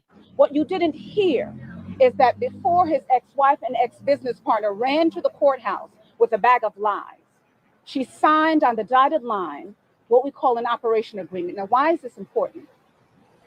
Because there's a thing in the law, we call them facts beyond change. See, what you didn't hear is that despite Judge Bills not even demanding the bare minimum of evidence, before she snatched. Why would we speak up for Jonathan Majors? He was over there with that Caucasian lady. We don't speak up for them. Why would we speak up for Shannon Sharp? He over there with that white lady. I'm just saying. Why would we speak up for any of them men who was over there with the white women's? My client's livelihood, his money, his liberty, his integrity, his reputation, personal and professional. Despite her ignoring the bare minimum standard, it does and did exist. You see these documents enlarged behind me. It's not here just to paper the courthouse. This is the objective documentation that Judge Bills had an obligation to demand from the ex-wife. I almost don't want to give her credit to even mention her name. Oh, no, the lawyer is pissed. The lawyer says she ain't even mentioning that lady's name, honey. The only reason I mentioned the name is because everyone, other than my client, is winning or has been winning from this story. Everyone from Bravo and the Real Housewives of Atlanta to NBC Universal that has made it their mission in the interest of ratings. Why do y'all, I have a question. Why do y'all feel like just because the man claims that he was mistreated, that is coming after the black woman? Nobody's coming after anybody. I'm just listening to both sides. You know, I haven't heard Kelly's side. I'm listening to this because he just filed a lawsuit, child. We heard Kelly's side on the Real Housewives of Atlanta. We heard Portia's side on the Real Housewives of Atlanta. When I talk to people like Simon or Peter, or, you know, looking at this over here, it's like these people don't have a platform. Portia and all of them actually have a platform that is huge to tell their story. These other people don't. So it's not that I'm, you know, going and dragging, you know, the black woman for the men. It's just that I want to hear their side of the story. That's it. That's all. To continue the lies, to continue the slander, to continue the defamation, despite a cease and desist. I only mention her name, Kelly Potter, because under oath, she chose to not only intentionally hide the operation agreement that she signed moments before she came to court, and when confronted with the existence of this operation agreement that not only demonstrated my client was 100% owner of his business, that he graciously allowed her 50% share because they had children in common. Wait a minute. You said the NAACP is coming after this black woman. Who said that the NAA is coming after? Just because they're supporting the husband don't mean they coming after her. I don't know. Some of y'all logic is a little weird to me. I don't know. Maybe it's me. Not only did she intentionally ignore that information, but when confronted with its reality, lied about that too. You heard from my client that there was no $420,000 stolen from her. You will get the details in the lawsuit. Ooh. But it is worth stressing at this point that had Judge Bills done her due diligence, she would have seen that the joint bank account, that the business loan where the money was deposited was earmarked and had both Kelly and Mr. Chavello's name on it. She would have known that it is Kelly that was spending on an international trip tens of thousands of dollars from the— Ooh, see, listen, they get that forensic accounting involved. They try to figure out where all the money went. Now, money that was earmarked for like 50-50 splits wasn't 50-50 split, then it's a problem, I guess. This joint business bank account. She would have known that it is their business advisor that alerted Mr. Ferrell that there was unlawful spending. Quite frankly, if the U.S. Attorney's Office wants to take a look at spending of business funds on a personal affair by Kelly, not only did the judge ignore that. Not Kelly gonna end up in jail with Peter over there. Not the attorney general getting involved. Child, they trying to make this federal. But the judge had to bend over, make illogical leaps to not require that proof to move forward from this emergency petition. This judge did a disgrace to the bench. The court clerk, as you have heard, not only was a cheerleader for Kelli Potter the entire time, the court clerk was responsible for mailing and sending and providing notice to my client at every stage.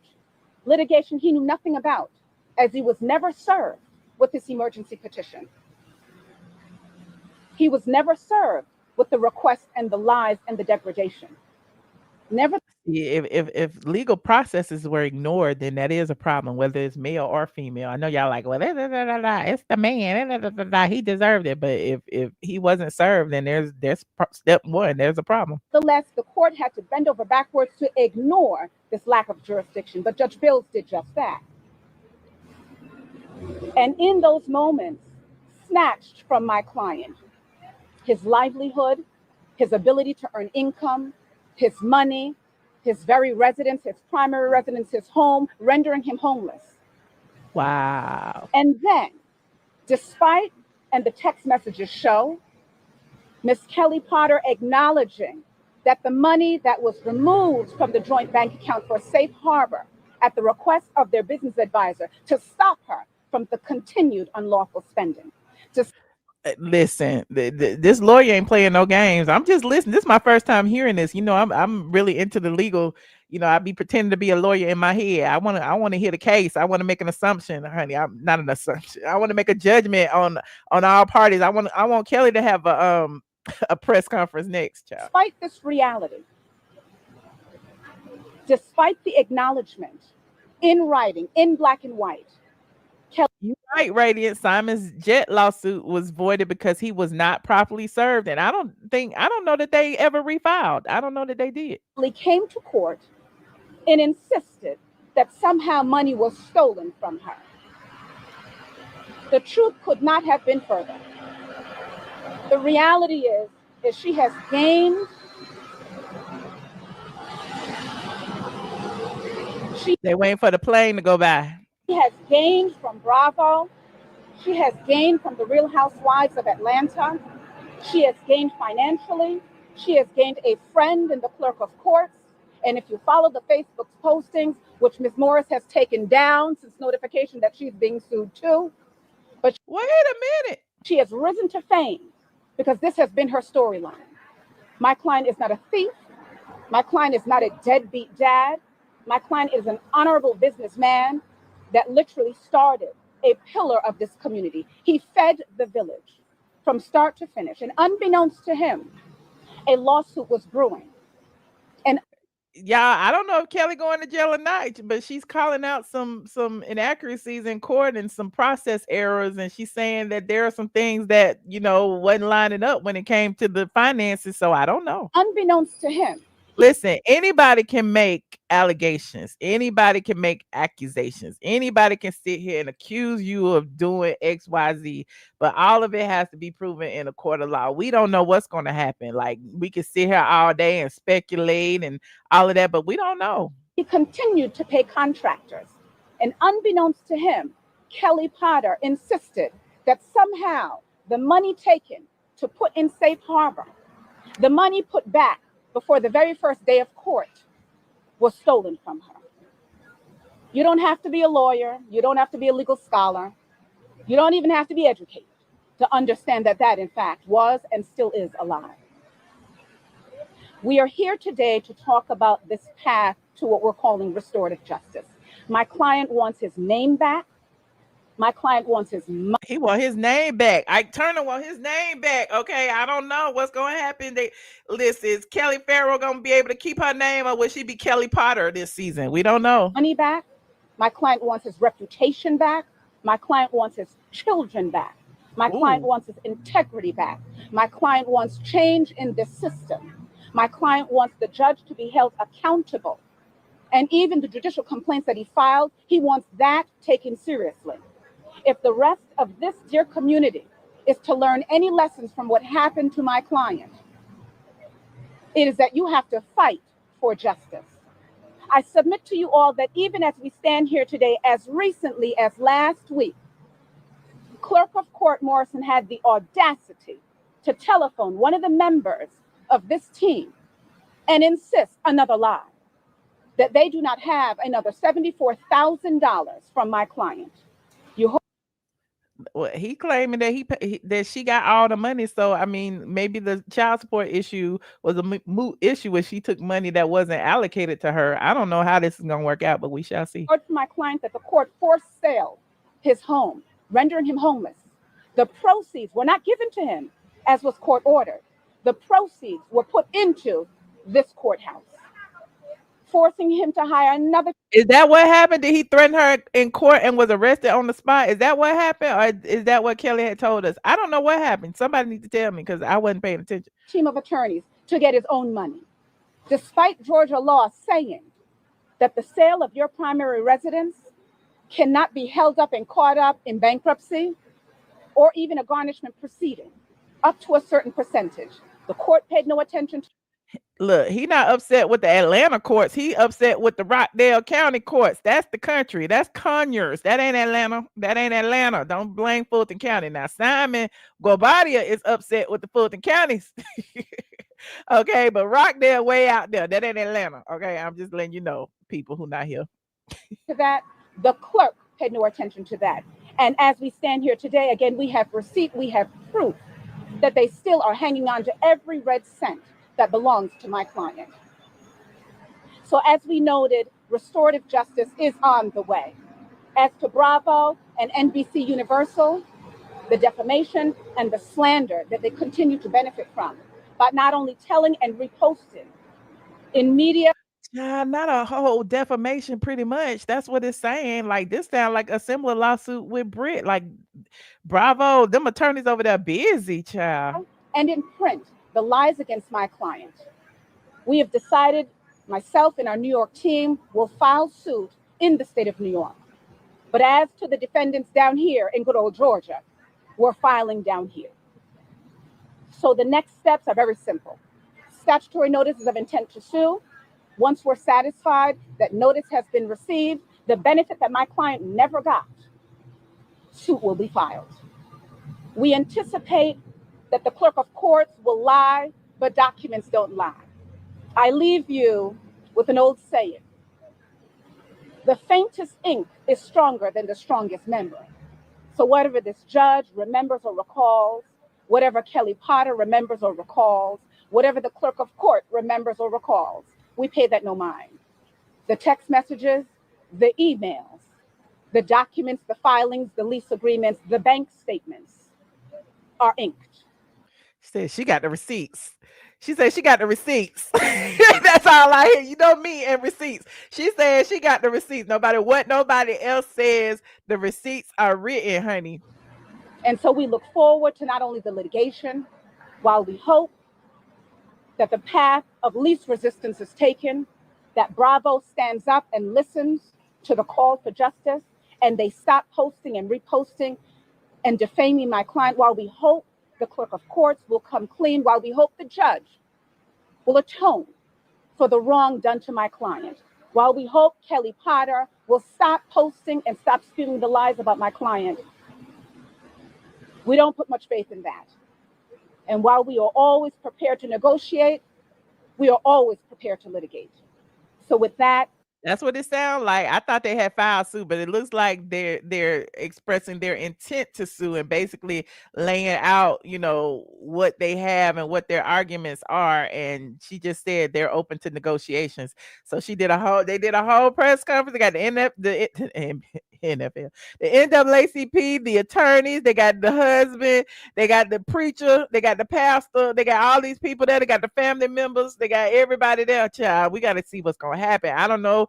Listen, I wonder if they got the Bravo cameras there. Shoot, they didn't invite me. I need to be there.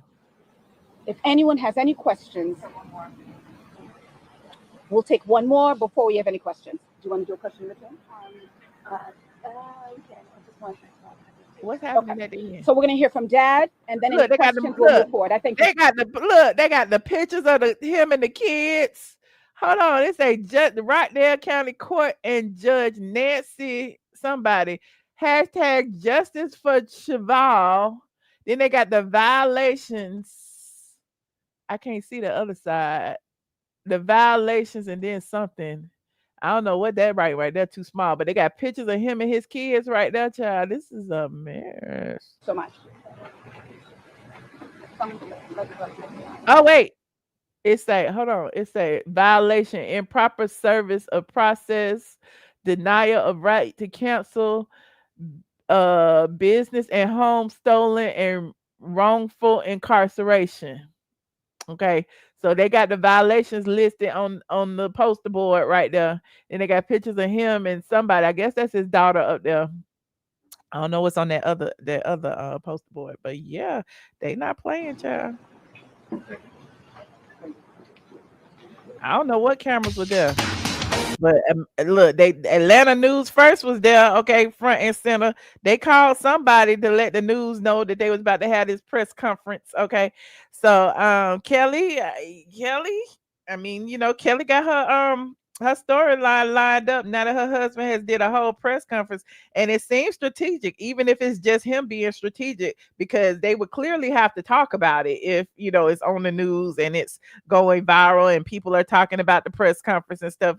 And if Kelli doesn't talk about it, I'm sure one of her foes would on the show. So we shall see what happens if this turns up on season 17 of the Real Housewives of Atlanta and Kelli had to answer for Nana's chicken and waffles and stealing that man recipe and the man Nana's name, allegedly, according to him. Not Phaedra probably sitting in the car with the window cracked. How they get up there? I wonder how Bravo filmed the kids. I thought it was standard for both parents to sign out, and it was. Remember how Kenya was having that issue with Mark, and he didn't want her daughter to be on there. So I don't know. Maybe they're alleging that she forged her husband's signature some kind of way, because they definitely filmed the children. Okay, he said Bravo headquarters is in New York, and they are. And normally, again, they were actually, it seemed like that was an intent to sue. So I mean, who's to say that it won't be filed in New York as well? And she also mentioned the attorney general, which will make it a federal case, and she mentioned Rockdale County. So there's several routes that they could possibly take. Again, I'm not an attorney, I just pretend to be one. Not really, but in my head. But anyway, there's that. Like this video, please, and thank you. We got some more to talk about. Hold on. I ain't about to go yet, because I am not about to go. I talked about this on my live yesterday. I went live on TikTok. If you're not following me on TikTok, please do it. It's tiktok.com/IamATLien. And this particular content creator actually shared this post where she was talking about the plight of the dark-skinned Black girl, and how people don't think that Black women deserve softness. And it really triggered me, because I have been posting like my little outfits and stuff. And when I go out, why is my dress sideways? And when I go out, I'm trying not to expose myself. And when I go out or whatever, I've been trying to like do content and vlogs and stuff. And it just so happened, you know, I be in one of my cars. Okay. I'm just saying, one of my 3 cars or whatever. And people were like really in their feelings about some of the stuff that I had been posting. Like people like, oh, you gonna get robbed.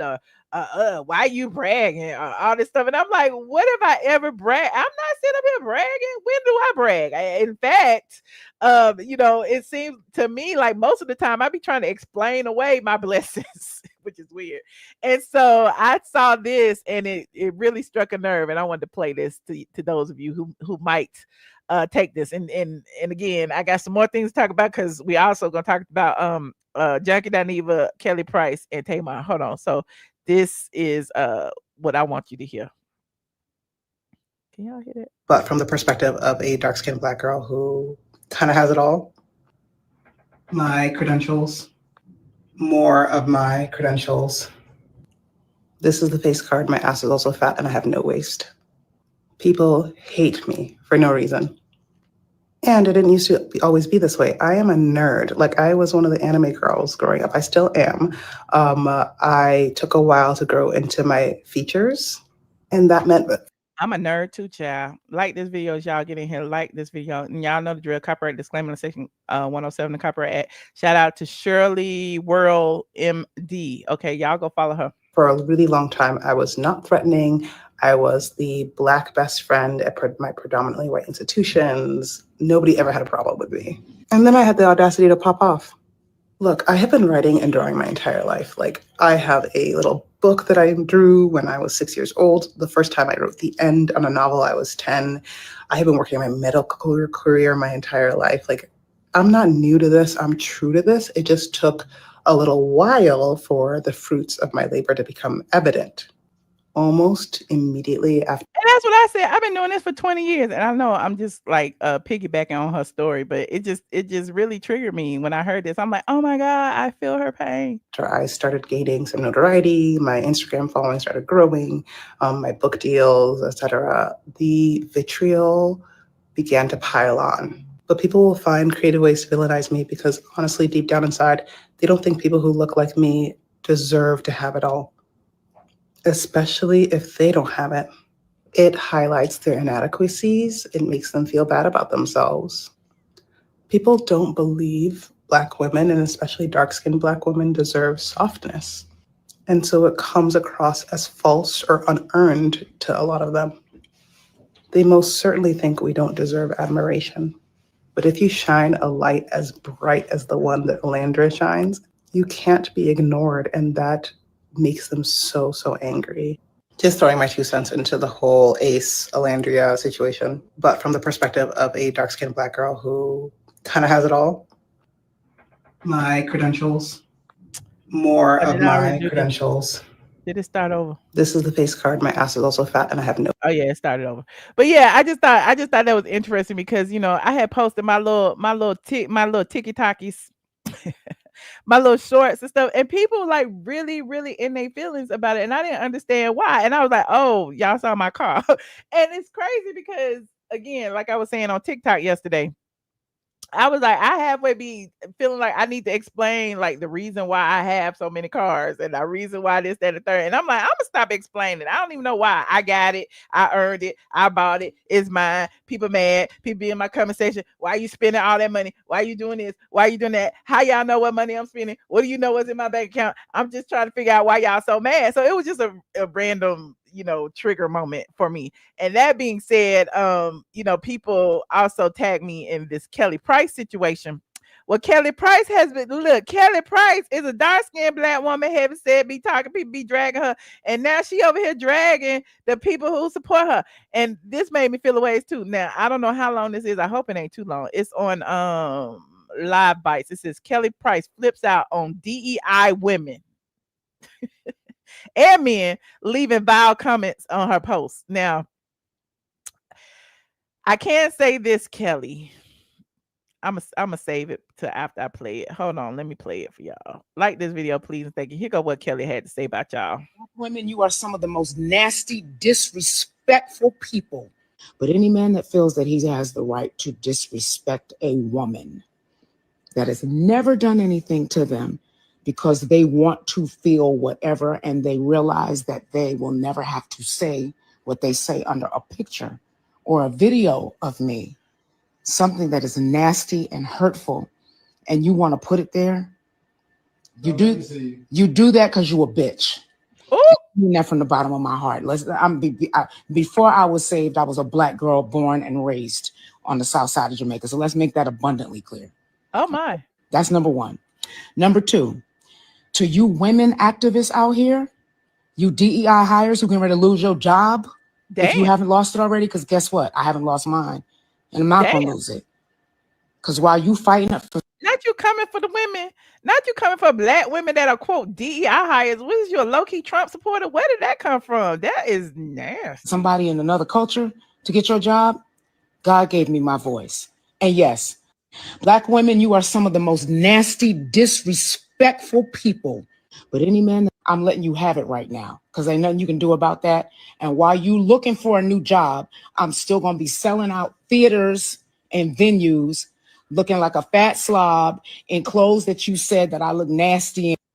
I understand you get mad at people dragging you online. I get that, Kelly, but I think the problem lies that you don't know who you arguing with. You may think it's a bunch of Black men. Why all the black women gotta get the smoke from everybody. You don't know who you arguing with. It could be black people behind, it could be white people behind black face, it could be black men behind a black female picture, it could be anybody. Why is it that you argue with these nameless, faceless people on the internet? You don't have to do that. You really don't. These people don't know you and you don't know them. And you got to realize that once you put yourself out there, and this talking to me too, once you put yourself out there, it opens up room for criticism and people will criticize. Okay. That don't mean you got to internalize it. That don't mean you got to keep it in. That don't mean you got to even respond to them. Okay. I see it, but I don't be responding to them. But this, like, Kelli is mad.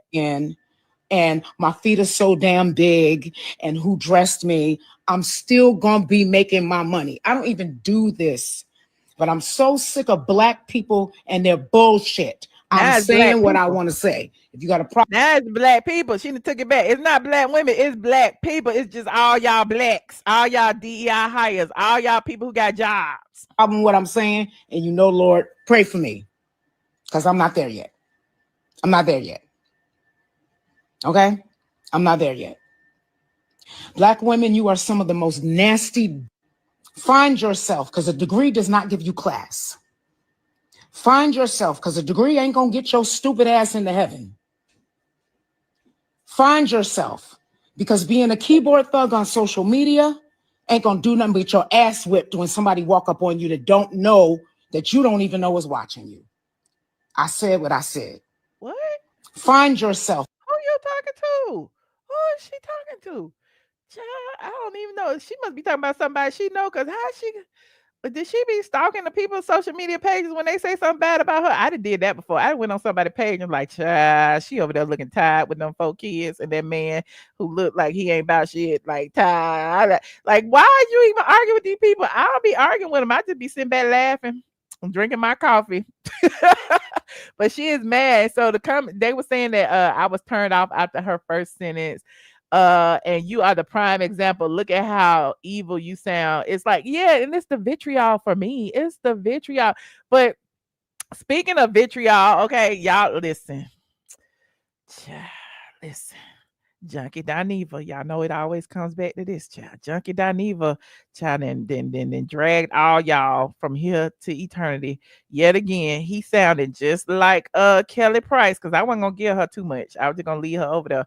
But you know, I can kind of understand Kelly Price, because I know that, you know, the people on the internet are mean and nasty sometimes. So maybe she just needed to get it off. Okay. Now, Junkie over there, you know, Junkie, they say Junkie say he rich. Junkie got all this. Junkie moved to Atlanta in his rental property, and now he is feeling the ways because he was blamed for the Tamar Braxton situation.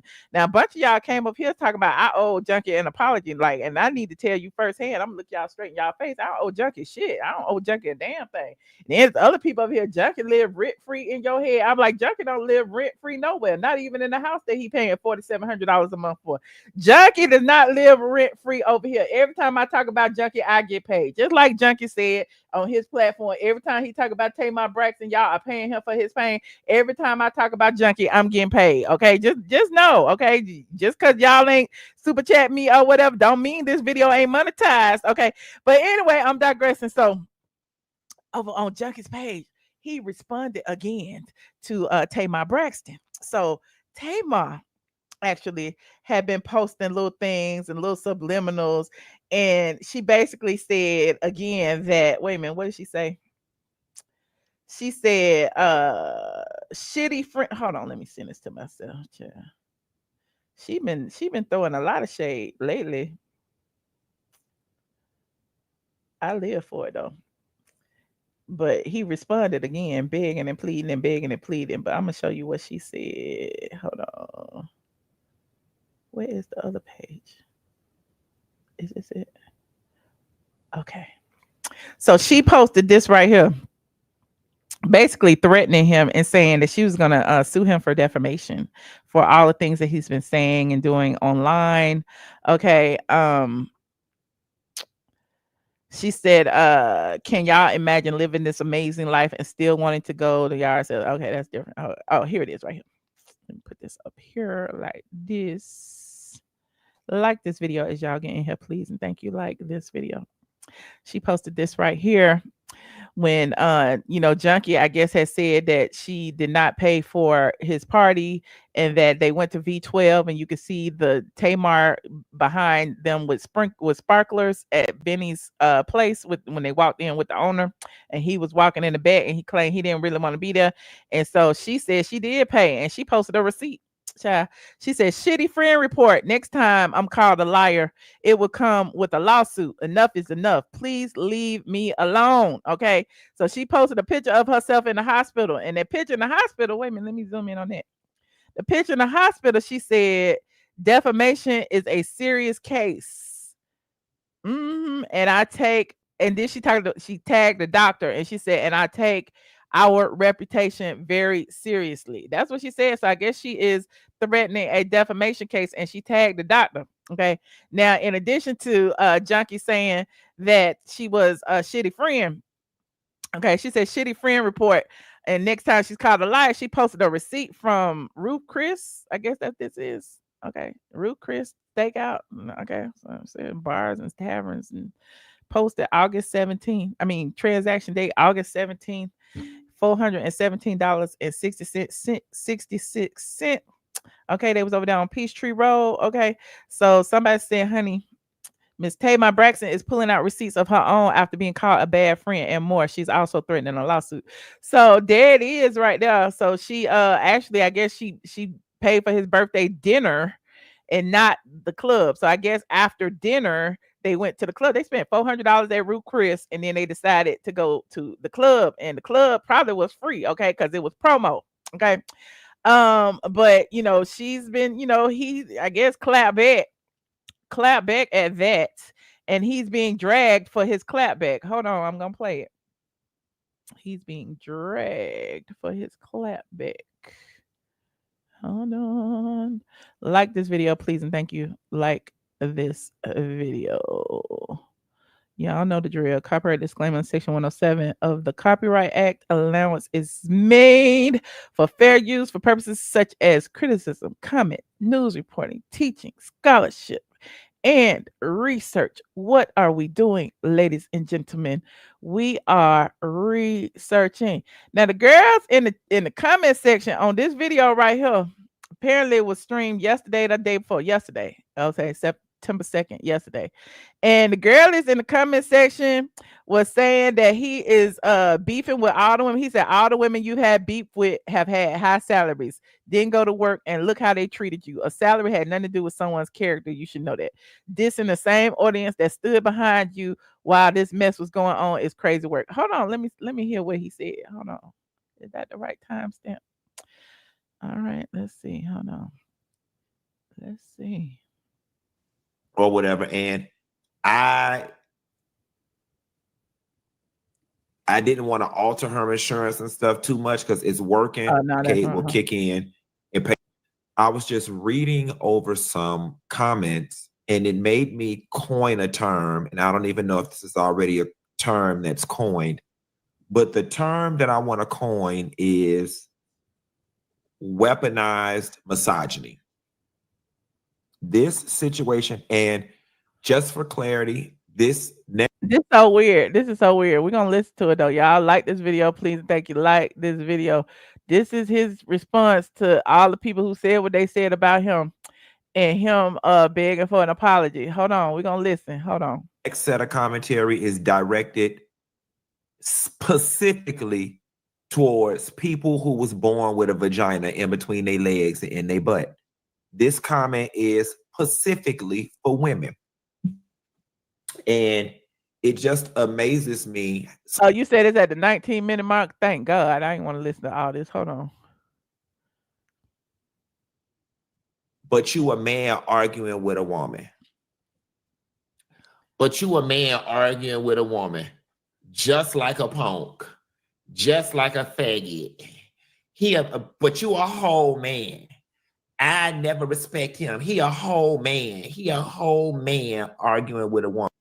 He gets so hurt. Hold on. Now I'm arguing for a woman. So let me ask you a question for all of my he's a man arguing with a woman. People, what was I supposed to do? You was supposed to shut your ass up. You was supposed to shut your ass up. Basically, you took it upon yourself. Child, let me get the thing down, child. You took it upon yourself to go on your platform and respond to something that nobody was even saying. Like, it was just weird. Like, you went over there saying you didn't know what happened to that lady, and people took offense at you calling somebody that you said your friend that lady. And like I said before, it was not out of the ordinary for anybody to surmise that something had happened because you are a known junkie. Okay, you take drugs while you're online. You drink alcohol while you're online. You be nodding off, snooting, pooting, and tooting while you're online. You do all that while you're online, and you think that people are going to sit there and go, "Oh, he's a pristine character. He would never expose Tamar to drugs. He would never give anything to Tamar. He would never do that." Okay, I'm just saying. Listen. Talk about it was gonna ruin his reputation. What reputation? This your reputation right here. Your reputation is being a junkie. And he said it in one of his things. He said something about they calling him a junkie. That means he over here. He over here, child. He is a squad member, child. He is a squad member. Okay, but this your reputation. This is your reputation. Ain't nothing changed. You can sit there and put on all the Louis, Gucci, and Prada you want to. You just a junkie with some designer clothes on. But I'm digressing. Let me finish listening. Hold on. This for y'all. I love y'all so much. Hold on. Y'all say Kandi hold grudges. So do I, honey. Pay me for my pain. Women, because I'm talking to y'all specifically. You hate misogyny when it's used against you, but you want to lean on it when you think it benefits you. So you're not winning the argument. Let me keep going, honey. I'm finna give you an out. This is how you fix it. I don't like Funky Dineva. Well, we don't like you no way. We know that. And again, that only works on men with fragile egos. Fragile egos. He can't even say it right. That doesn't work for me. And to make myself feel whole and to make myself feel right, and y'all hoes can kiss my ass. And for that, I will forever be less than a man, a punk, a sissy. It makes me it makes me a proud punk and a proud sissy that I can hold my head up high and not succumb to societal pressures. Well, I told you he would take my pocketbook. He was okay being take my pocketbook. Remember, he did a whole video on Nene Leakes talking about she was using the gays as accessories. And he happy to be Tamar's gay accessory. He's happy to be Quad's gay accessory. He's happy to be the Atlanta reality show girl's gay accessories, as long as it gives him a little walk-on role on Married to Medicine, as long as he could be in the background of Real Housewives of Atlanta with a wig on. As long as he could do that, he gonna be anybody's gay accessory. Let's finish. And misogynistic interest of calling me less than a man. It makes me feel real good. And last but not least, so we can just move on.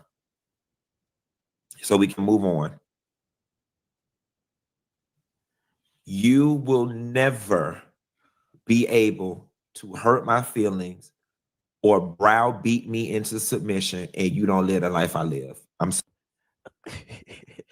unfortunately, I don't rent houses. You know, I rent them out, but I don't rent them, you know, for me to live in. That's one thing about me as far as that. Don't live the life he lives. I'm not living check to check. I'm not waiting on my YouTube check every month in order to pay bills or to go out or to buy or to, you know, do anything. I'm not doing any of that. Okay. What else am I not doing? I'm just saying. You said, who is obsessed, child? I'm obsessed with what? Okay, let me go ahead and obsess you right on out of here. Hold on, let me do that. Hold on. Where it go? I don't want to block the wrong person. Okay, there you go. I got you, Junkie Bungie. You don't want to be here. You ain't got to be here. Hold on, let's keep listening. And this subscribers only anyway. Does this mean that they subscribe? Look at that. Sorry. This is finna sound rude and it's finna sound very disrespectful. I will never upset my makeup or disturb my tears for no bitch that get up and go to work every day. Oh, not this man that at this man trying to drag the working class people. Isn't that what Kelly Price just did? She said you DEI hires. You people that got a job, y'all can't fuck with me. I still got a job. I go and sing every day. Isn't that what? Listen, not Kelly Price and Junkie got something in common. There is nothing that a bitch who work out of a cubicle or a desk with a name placard on it, or there is nothing who bitch last name appear with a 3-digit extension next to the name on the company directory that can ever say to me to upset my makeup and disturb my chairs. Baby, we don't even play in the same life. Oh, that is nasty. We don't even play in the same. We don't live in the same neighborhood. We don't shop at the same place. We don't even we don't even pray to the same person. Oh, that is nasty. Not he dragging the people with a job.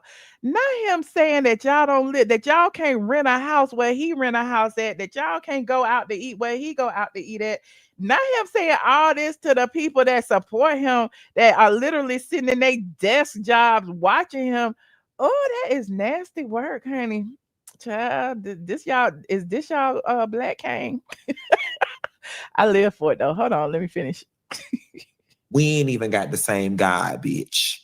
Okay, so he less than not y'all ain't got the same God, child. Man, bitch, you work.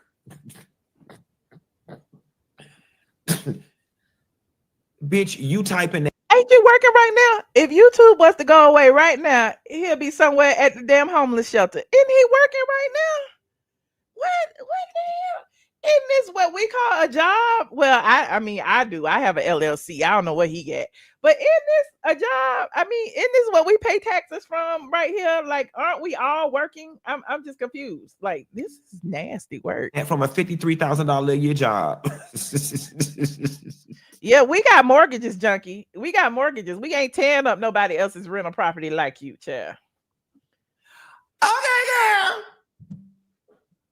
And the nigga you with less than a man too, because you still what? At work. Oh, no, he drunk.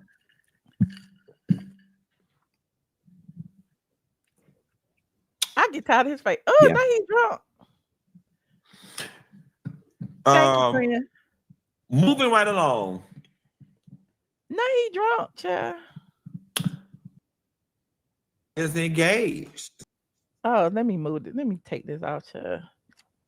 Just a mess, honey. Just a mess. He was saying that he was taking up for himself with the Tamar thing, and he was talking about y'all being misogynistic by saying he fighting with a woman. But isn't he always fighting with a woman? Isn't he fighting with a woman right now? Isn't he fighting with women? Did he just say he would slap Tasha K and that he was waiting to find me outside? Did he just say that? Like, didn't he call Chloe Bailey ugly? Did he say Blue Ivy's hair was nappy? Did he say he had one in the chamber for colorist Claudia? Did he say all? Isn't it always Junkie Dineva versus a woman every single time? I'm just trying to figure out. Now let me get into some of these comments y'all was talking about. Hold on. Y'all said, is his people on board with this? Apparently they said what they said. They said, imagine spending your work money on going on a vacation with the man that laughed at you having a job. That's what somebody said. And then somebody said, take your L with the Tamar friendship and don't disrespect the audience that supports you. This over on his channel, child. Y'all go over there. I don't care. It says, I think every woman who works a 9 to 5 should stop supporting Junkie. If you have a 9 to 5 and you spent money on a cruise to go see Junkie, get your money back. This is all his people. Hold on. I ain't lying. This all his people. I'm reading this verbatim. Y'all see this? Somebody says, Funky, there was a time when you was practically homeless. You've done well for yourself, but to think less than the next person because they have a 9 to 5 is pretentious, ugly, and screams new money. As soon as I root for you, you reveal an ugliness in your spirit. By the way, I don't have a 9 to 5. I've been running my business for whatever. Then somebody said, I work in a cubicle and proud of me. I take care of several people, blah, blah, blah, blah, blah, blah, blah, blah. They said, to be honest, most of his money comes from cubicle workers. This is when he loses me, child. It's crazy because he says stop shaming folks on welfare, but then he shames working folks. Make no sense.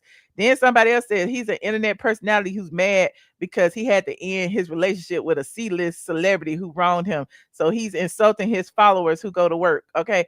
Then somebody else said you have no problem with the 9-to-5 cubicle girls who buy super chats and send funds to your Cash App purchase down to the bar ticket and go on your cruise. Then somebody said the fact that we sat here for years watching this guy go through all he went through and now he's making a little money, has the audacity to belittle his primary fan base is crazy. The ego can be the devil. Stay humble. Look, they say how many working women and making an honest living catch a stray. Child, these his people. I mean, they still over there, child. If it was me, I would not be subscribed. They said, I wonder what would happen if all other cubicle girls unsubscribed. Okay, that's what they say. They saying this. These are his followers. I'm just over here reading.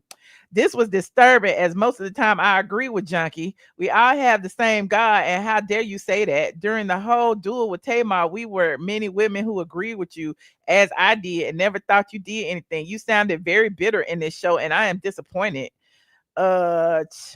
Funky, take a break. Anyway, he got to pay his rent. He can't take no breaks. He got to pay his rent. Anyway, moving on. Like this video, please. Thank you. Like this video. Y'all let me know what y'all think about all this. How long I been on? Oh, it's almost 7:00. Should I take calls? Press one if y'all, if somebody want to call in. If not, I'm gonna end it because it's over 2 hours. Y'all know how I do. Press 1 if you gonna call in, and press 5 if I should wait till the next day, tomorrow or the next day, because y'all know I don't come out every day. I like living my soft life and swinging in my swing outside and watching TV.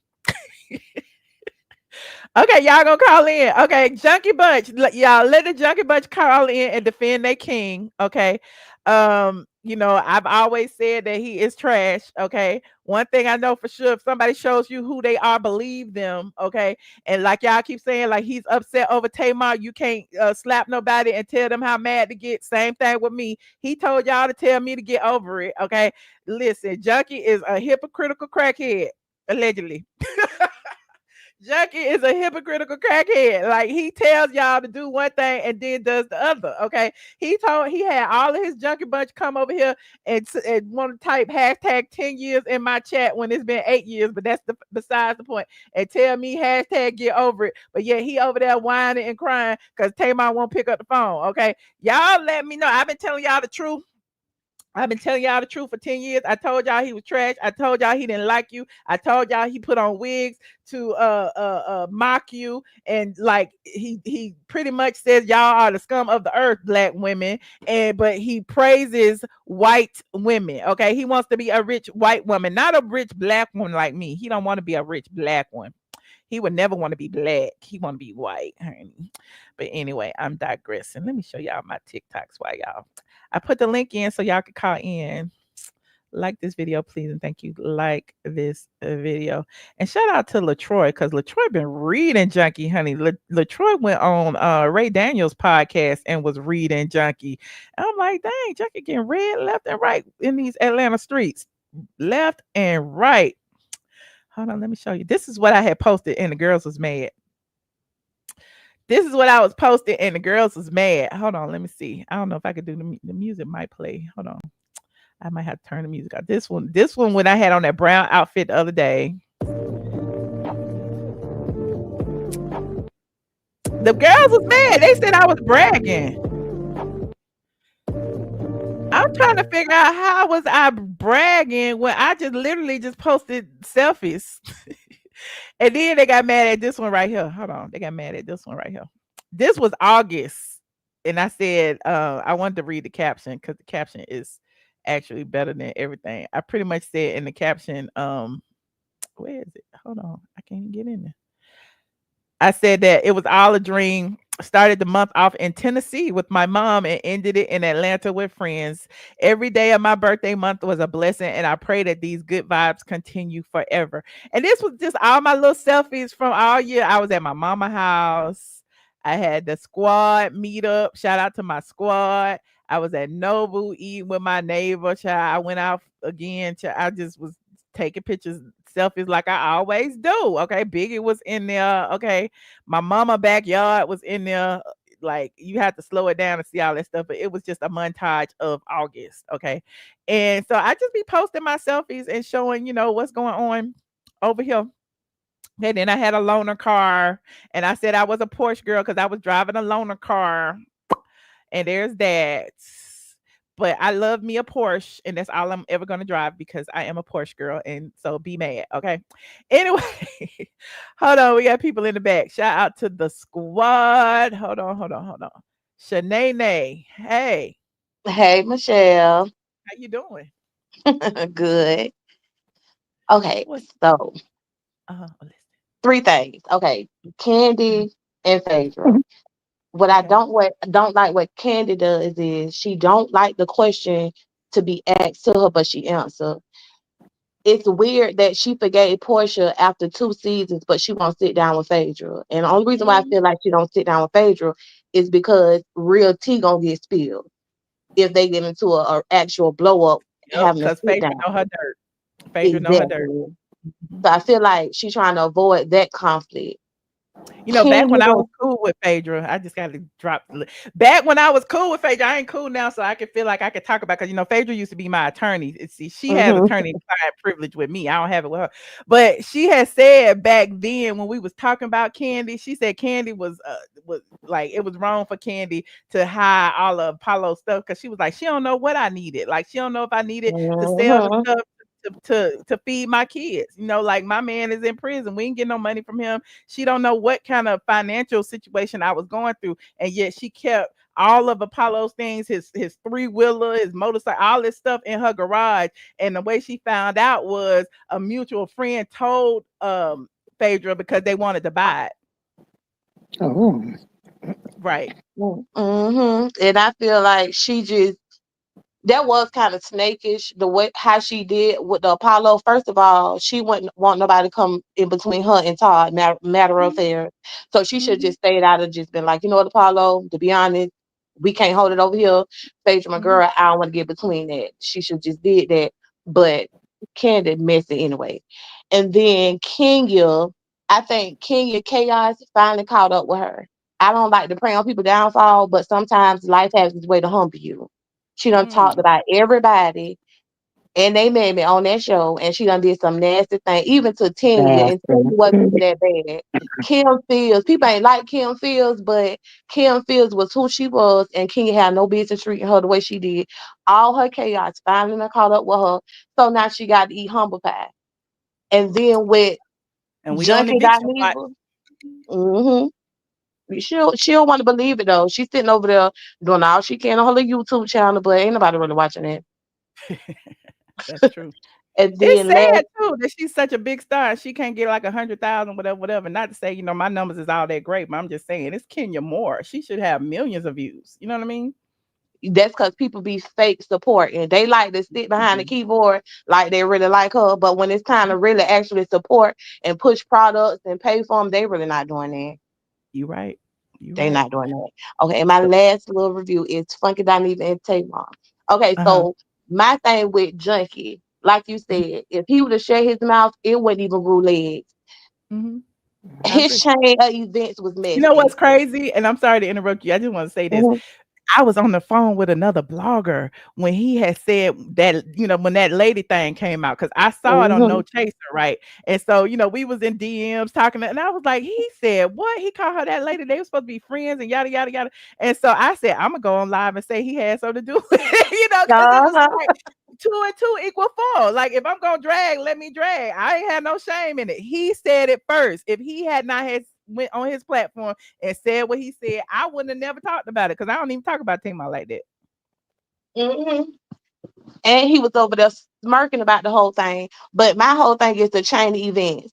It happened to her. Then he get on his YouTube channel saying there was a lot of people waiting, asking about Tamar. After he said he didn't know the lady, he was over there smirking. Like maybe 24 to 48 hours later, this whole story about Mendeezy came out. Her and Mendeezy messing. I feel like he linked that. Because in between him trying to take up for himself and texting Tamar and she ain't say nothing, I feel like he put that story out. Because after he put that story out and he went back on his YouTube channel, he tried to insinuate, oh, that's why this little video came out with them doing X, Y, and Z. I feel like he ain't gonna say why it came out early. Yeah, I feel like he leaked that story because that story came out too fast, and why nobody in her team wanted to talk to you.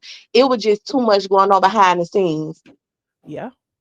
But that's all I wanted to And say. you think about it, when he first was saying that lady thing, he about 5 minutes after he started with the story, he said, "Oh, I tell you this, she texted me and said she was missing 4 teeth." Tamar didn't even say she was missing 4 teeth, so he gave more information than anything, which in turn had us come to the net and start talking about it. Like, boy, bye.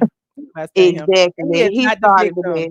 He is not the innocent white woman he want to be, that he feel like he need to be saved, and Tamar need to come to the internet and save him from all the vicious people who are dragging his name. Boy, bye, you've been dragged for worse.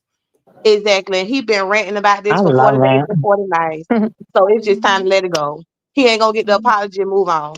But that's all I want to say. I see other people waiting. All right. Thank you so much for I'm calling. just listening. Thank you, Shanae. Hey, chicken of the sea. And my Michelle, baby. What it do, boo? Good to hear from you, honey. You as well. This is, we done, came into the month of September with some still retarded bull swanky. I want to start with the least of the situations, and that's going to be funky. I'm tired of funky with the same rehearsed, regurgitated read about the girls in the cubicles, baby. They're getting the honest check, baby. They're not behind the dumpster at the goddamn Planet Fitness. Yeah. Or Essence. I love this. Itching and scratching and throwing it back and shitting on dicks like they idol Miss Man Hands. Ain't no voodoo in the doodle, baby. That's just bacteria vaginosis. It ain't vaginosis, baby. It's vaginosis, baby. Because it's coming from the back of you, baby. Funky, I need to cut it out, baby. You're trying to do all this roasting and toasting, but these the same people that you need to pay your $4,200 rent every month. Now you need them to support, so your livelihood can be taken care of, baby. Because we know you're not investing in nothing but your next high. Or He over there, he gonna be in Kenya's spot, acting like he gonna sue the landlord because he made improvements. We're not having none of they that. rental property. It's either that or you finding your next victim on YouTube to be your protege and hook them up with the package. Now let's get off of funky because we done with that. But the thing is, you always get with these lesser hoes. Tamar ain't nothing, baby. She get around a bunch of punks, use them up. Look how she did the Scorpion show and then dismiss them. Baby, your attitude nasty. That's why nobody want to work with you or do nothing with you. That EP, we glad it's not dropping, baby, because it wasn't gonna do nothing, baby. Nothing. It was gonna stay low to the floor like them teeth that you said was knocked out, baby, because we couldn't even understand if those was really your pictures. How you was over there using other people's pictures, and that's not HIPAA, baby. And we done hit ourselves to the game, and you giving us this bull swank because why you flying all the way to Miami to get your dental work done when there's multiple doctors up in the ATL that will see you the same day and hook you up, girl. It just don't make no sense, baby. Conjunction junction is not your function. Because you hooking up stories, trying to hook us up to your BS, and we done been seeing it, baby. We know you were BSB. We know we can't trust you. Your sisters don't even deal with you, baby. So we offer that. Now I want to talk. I wasn't even going to touch on this, but somebody else touched on it, so I got to say something. We cannot get mad or upset with Kandi, but because she's upset with Phaedra and she doesn't want to talk about Phaedra. It's a no. It's a no, and it's no on site, baby. I'm not gonna be nasty. I'm not gonna be disrespectful, but it's no. And that's all you getting is a one-word answer because that's a sentence, baby. It's a full stop. And my thing is, if I'm your friend, I'm your friend. And that girl, we have to go back and look at the history of the situation. Go back and go to y'all BravoTV.coms or whatever, or y'all bootleg sites, and go rewatch the season so you can see what is up.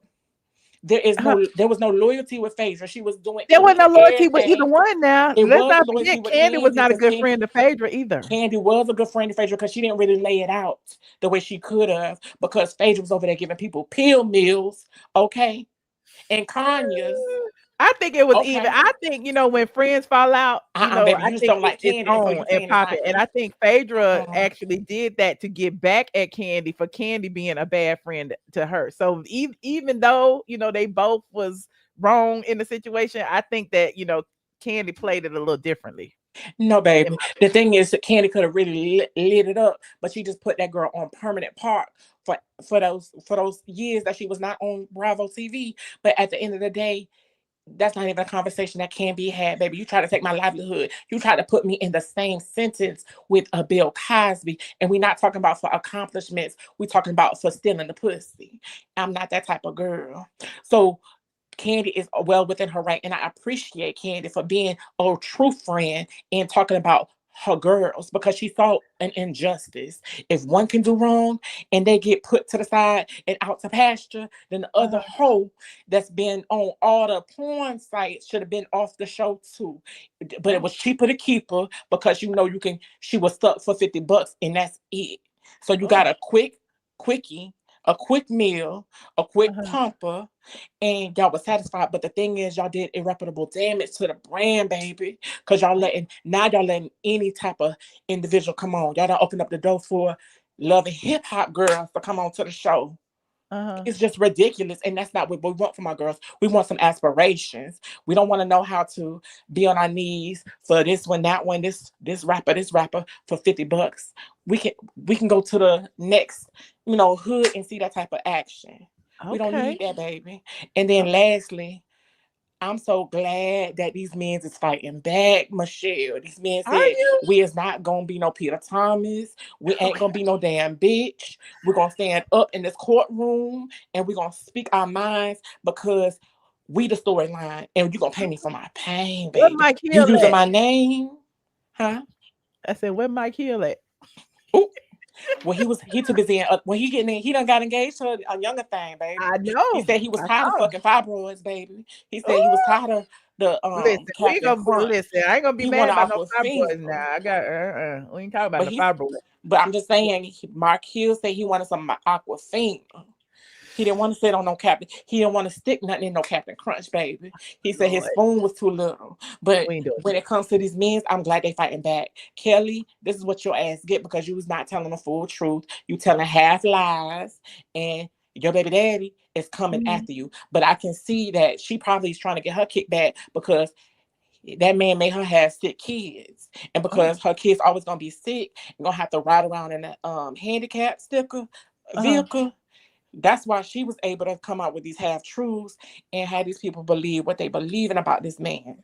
But he fighting back. You saw that, Simon fighting back too. He said, no, girl, you ain't gonna use me. So this is the year of the men folks fighting back because these girls not trying to give them a piece of their check. They not doing a Cynthia Bailey and giving 10%.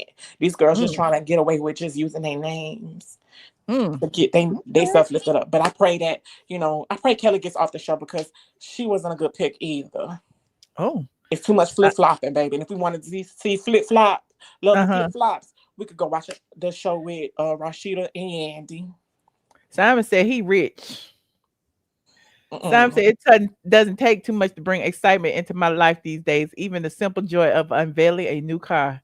There was a time when I collected them, but life's shift in seasons has taught me to soar the little things. Happy Tuesday.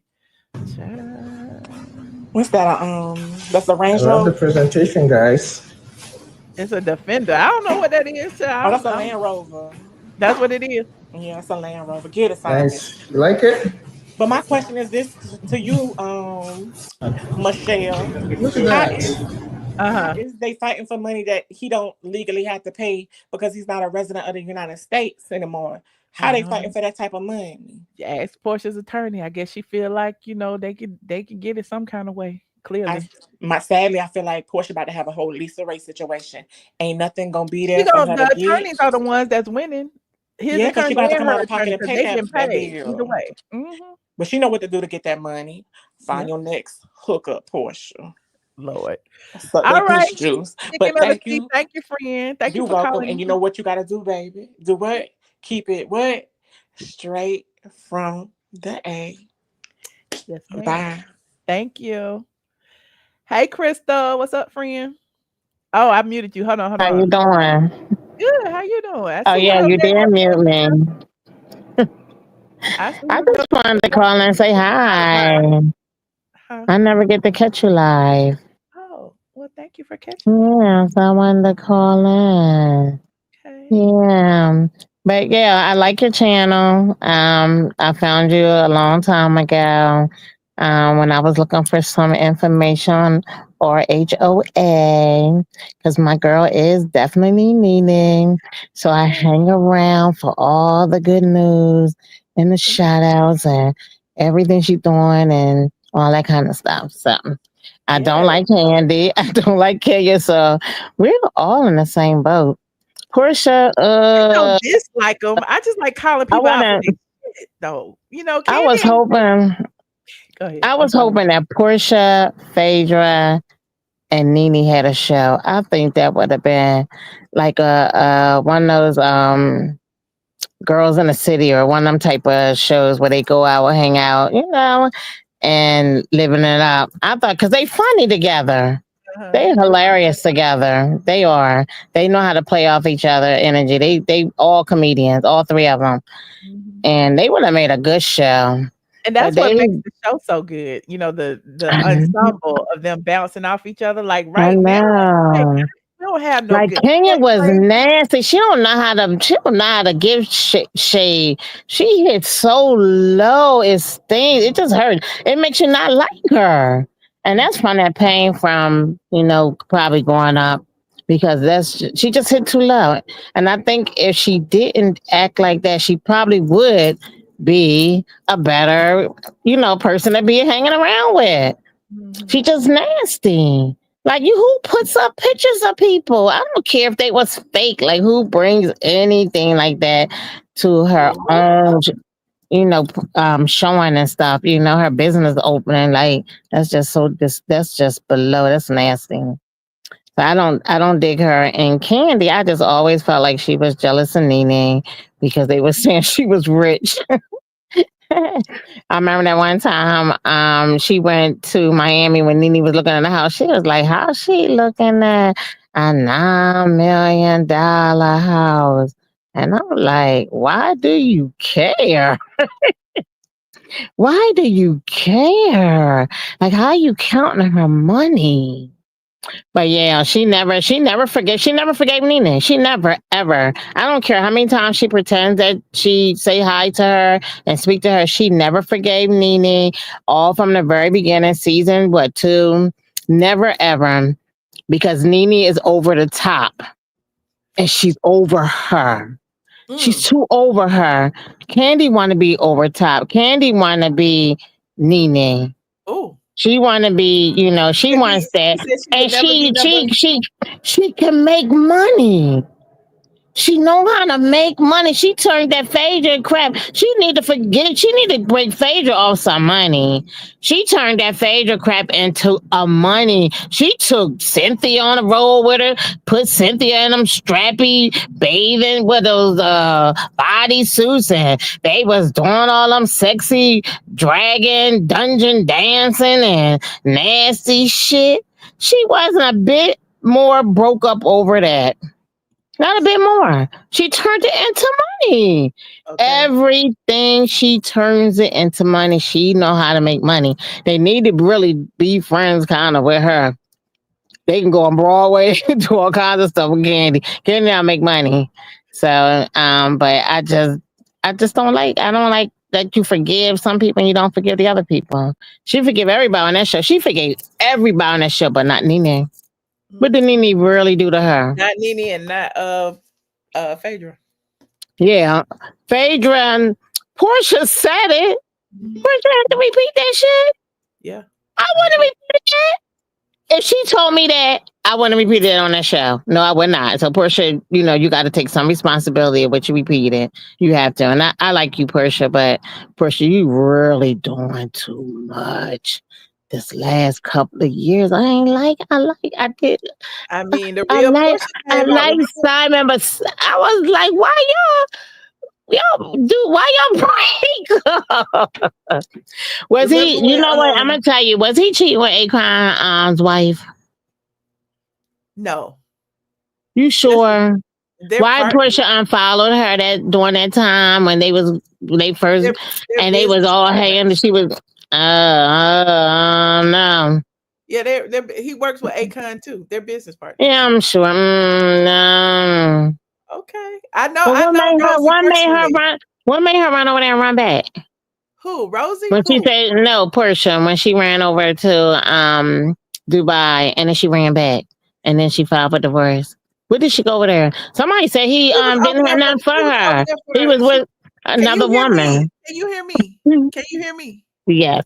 I'm just talking. You just keep talking. I know. I'm sorry. Over there for Valentine's Day, she was there for a good week or two. But they said she brought her stuff. Why did I hear that on somebody else's channel? They said she brought. She was over there for Valentine's Day. She called herself Miss Skis. They was on jet skis and everything. And then, he left and he had to go to Costa Rica to sell a property. And while he was over there, she filed for divorce. She claims it was because of a business something, but I don't know. So you think it was from the immigration stuff? The man why she was filing for divorce. So that's weird. That's just I need answers. You're right. You can't get on the show. Talk to Simon. Go watch what Simon said. That's all I got. Don't know. Huh? He don't know. I mean, he said what he said. I saw the text messages. So yeah. It must be immigration. It had to be. It wasn't. You gonna leave your man for immigration and still fight him for his money? It was all a scheme set up by Portia to take his money. She don't care. Would you leave your man? I don't like. If that's true, I don't like that. Or would you go with him? Would you go with your man if he had to be deported? Yeah, I mean, why not? You can go back. You come back and forth. You can go back and forth. So it doesn't take away from your citizenship, right? He goes all over the place anyway. Where he gonna be at? He might be at the bottom of the United States. He can live wherever. Don't he have money? Okay. Did he have more money than she thought? Since it was a scheme, she thought he had a certain amount. But did she find out he had way, way more money? Oh, you stupid dummy. He was on the level of her girlfriend, Shamia, and her man. They was up there, child. Oh. You could have stayed over there. Thank you. Yeah. Bye-bye. Shout out to Crystal. Crystal is a real G. Crystal been in the chat for a long time. I appreciate her. Y'all, thank y'all so much for joining me. We had a lot to talk about tonight. If you're just getting here, you missed a lot of stories, honey. We talked about Sherri Shepherd, what's going on over there with her show, Jawn Murray leaving. We talked about August Alsina a little bit, being accused of grooming his boyfriend, his current boyfriend. We talked about Kandi on Keke Palmer's show, saying she'll never forgive Phaedra. We talked about Kelli Ferrell's husband, shooting blanks. No, he ain't shooting blanks, but he up here saying he is going to sue Bravo, shoot warning shots to Bravo, to Rockdale County, saying that, that some procedural errors took place in court. He said the judge was wrong. He brought the NAACP with him. So rewind and watch that. We talked about the plight of the dark-skinned Black girl and how people feel like that we, as in me and other of us who are doing well, we don't deserve a soft life, honey. And then we went on to talk about Kelly Price dragging Black women online, called y'all DEI hires and said that y'all about to get fired, and she still got a job. I don't understand where it came from, but she said it. Then I went from that to talk about Tamar, said she is suing Junkie Dineva, okay, and posted up her receipts. And then Junkie Dineva went on a whole rant and said that his female following, all y'all who sit behind them cubicles, he said y'all are beneath him and y'all don't even breathe the same air he breathes or worship the same God. Those are his words, not mine. So y'all go over there, and I read how all of his people are, dragging him for that, okay? Because he is mad that all of y'all held him accountable and basically said that he started this fire that he blames Tamar for. Okay, I get it. Tamar may have lied. I don't know if she lied or not. I wasn't gonna report on it anyway. But the gag is he came forward on his channel, started talking about what he knew, and it caused a firestorm. And now he can't take it. He acted like he is such a demure white woman that he need all his followers to tell the people not to talk about him, even though he talks about everybody. But there's that. Is somebody in the back? Hold on, we got somebody in the back, honey. Let me see. Hello, Quasia. Quasia. Girl, you muted, honey.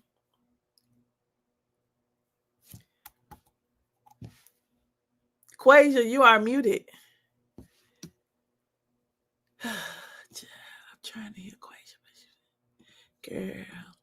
I'm about to go anyway. Well, I appreciate each and every one of y'all. Don't forget to like this video, please. And thank you. Like this video. Subscribe to my channel if you are not already subscribed. Follow me on Facebook, LinkedIn, YouTube, Twitch, ATLien on Twitch, ATLien on X.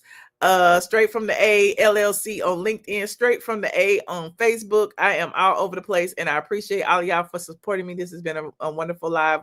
We went for almost 3 hours, honey. Almost. I would stay for 15 more, but nobody's calling in. So I will see you guys in the next live. Don't forget to like, share, and subscribe.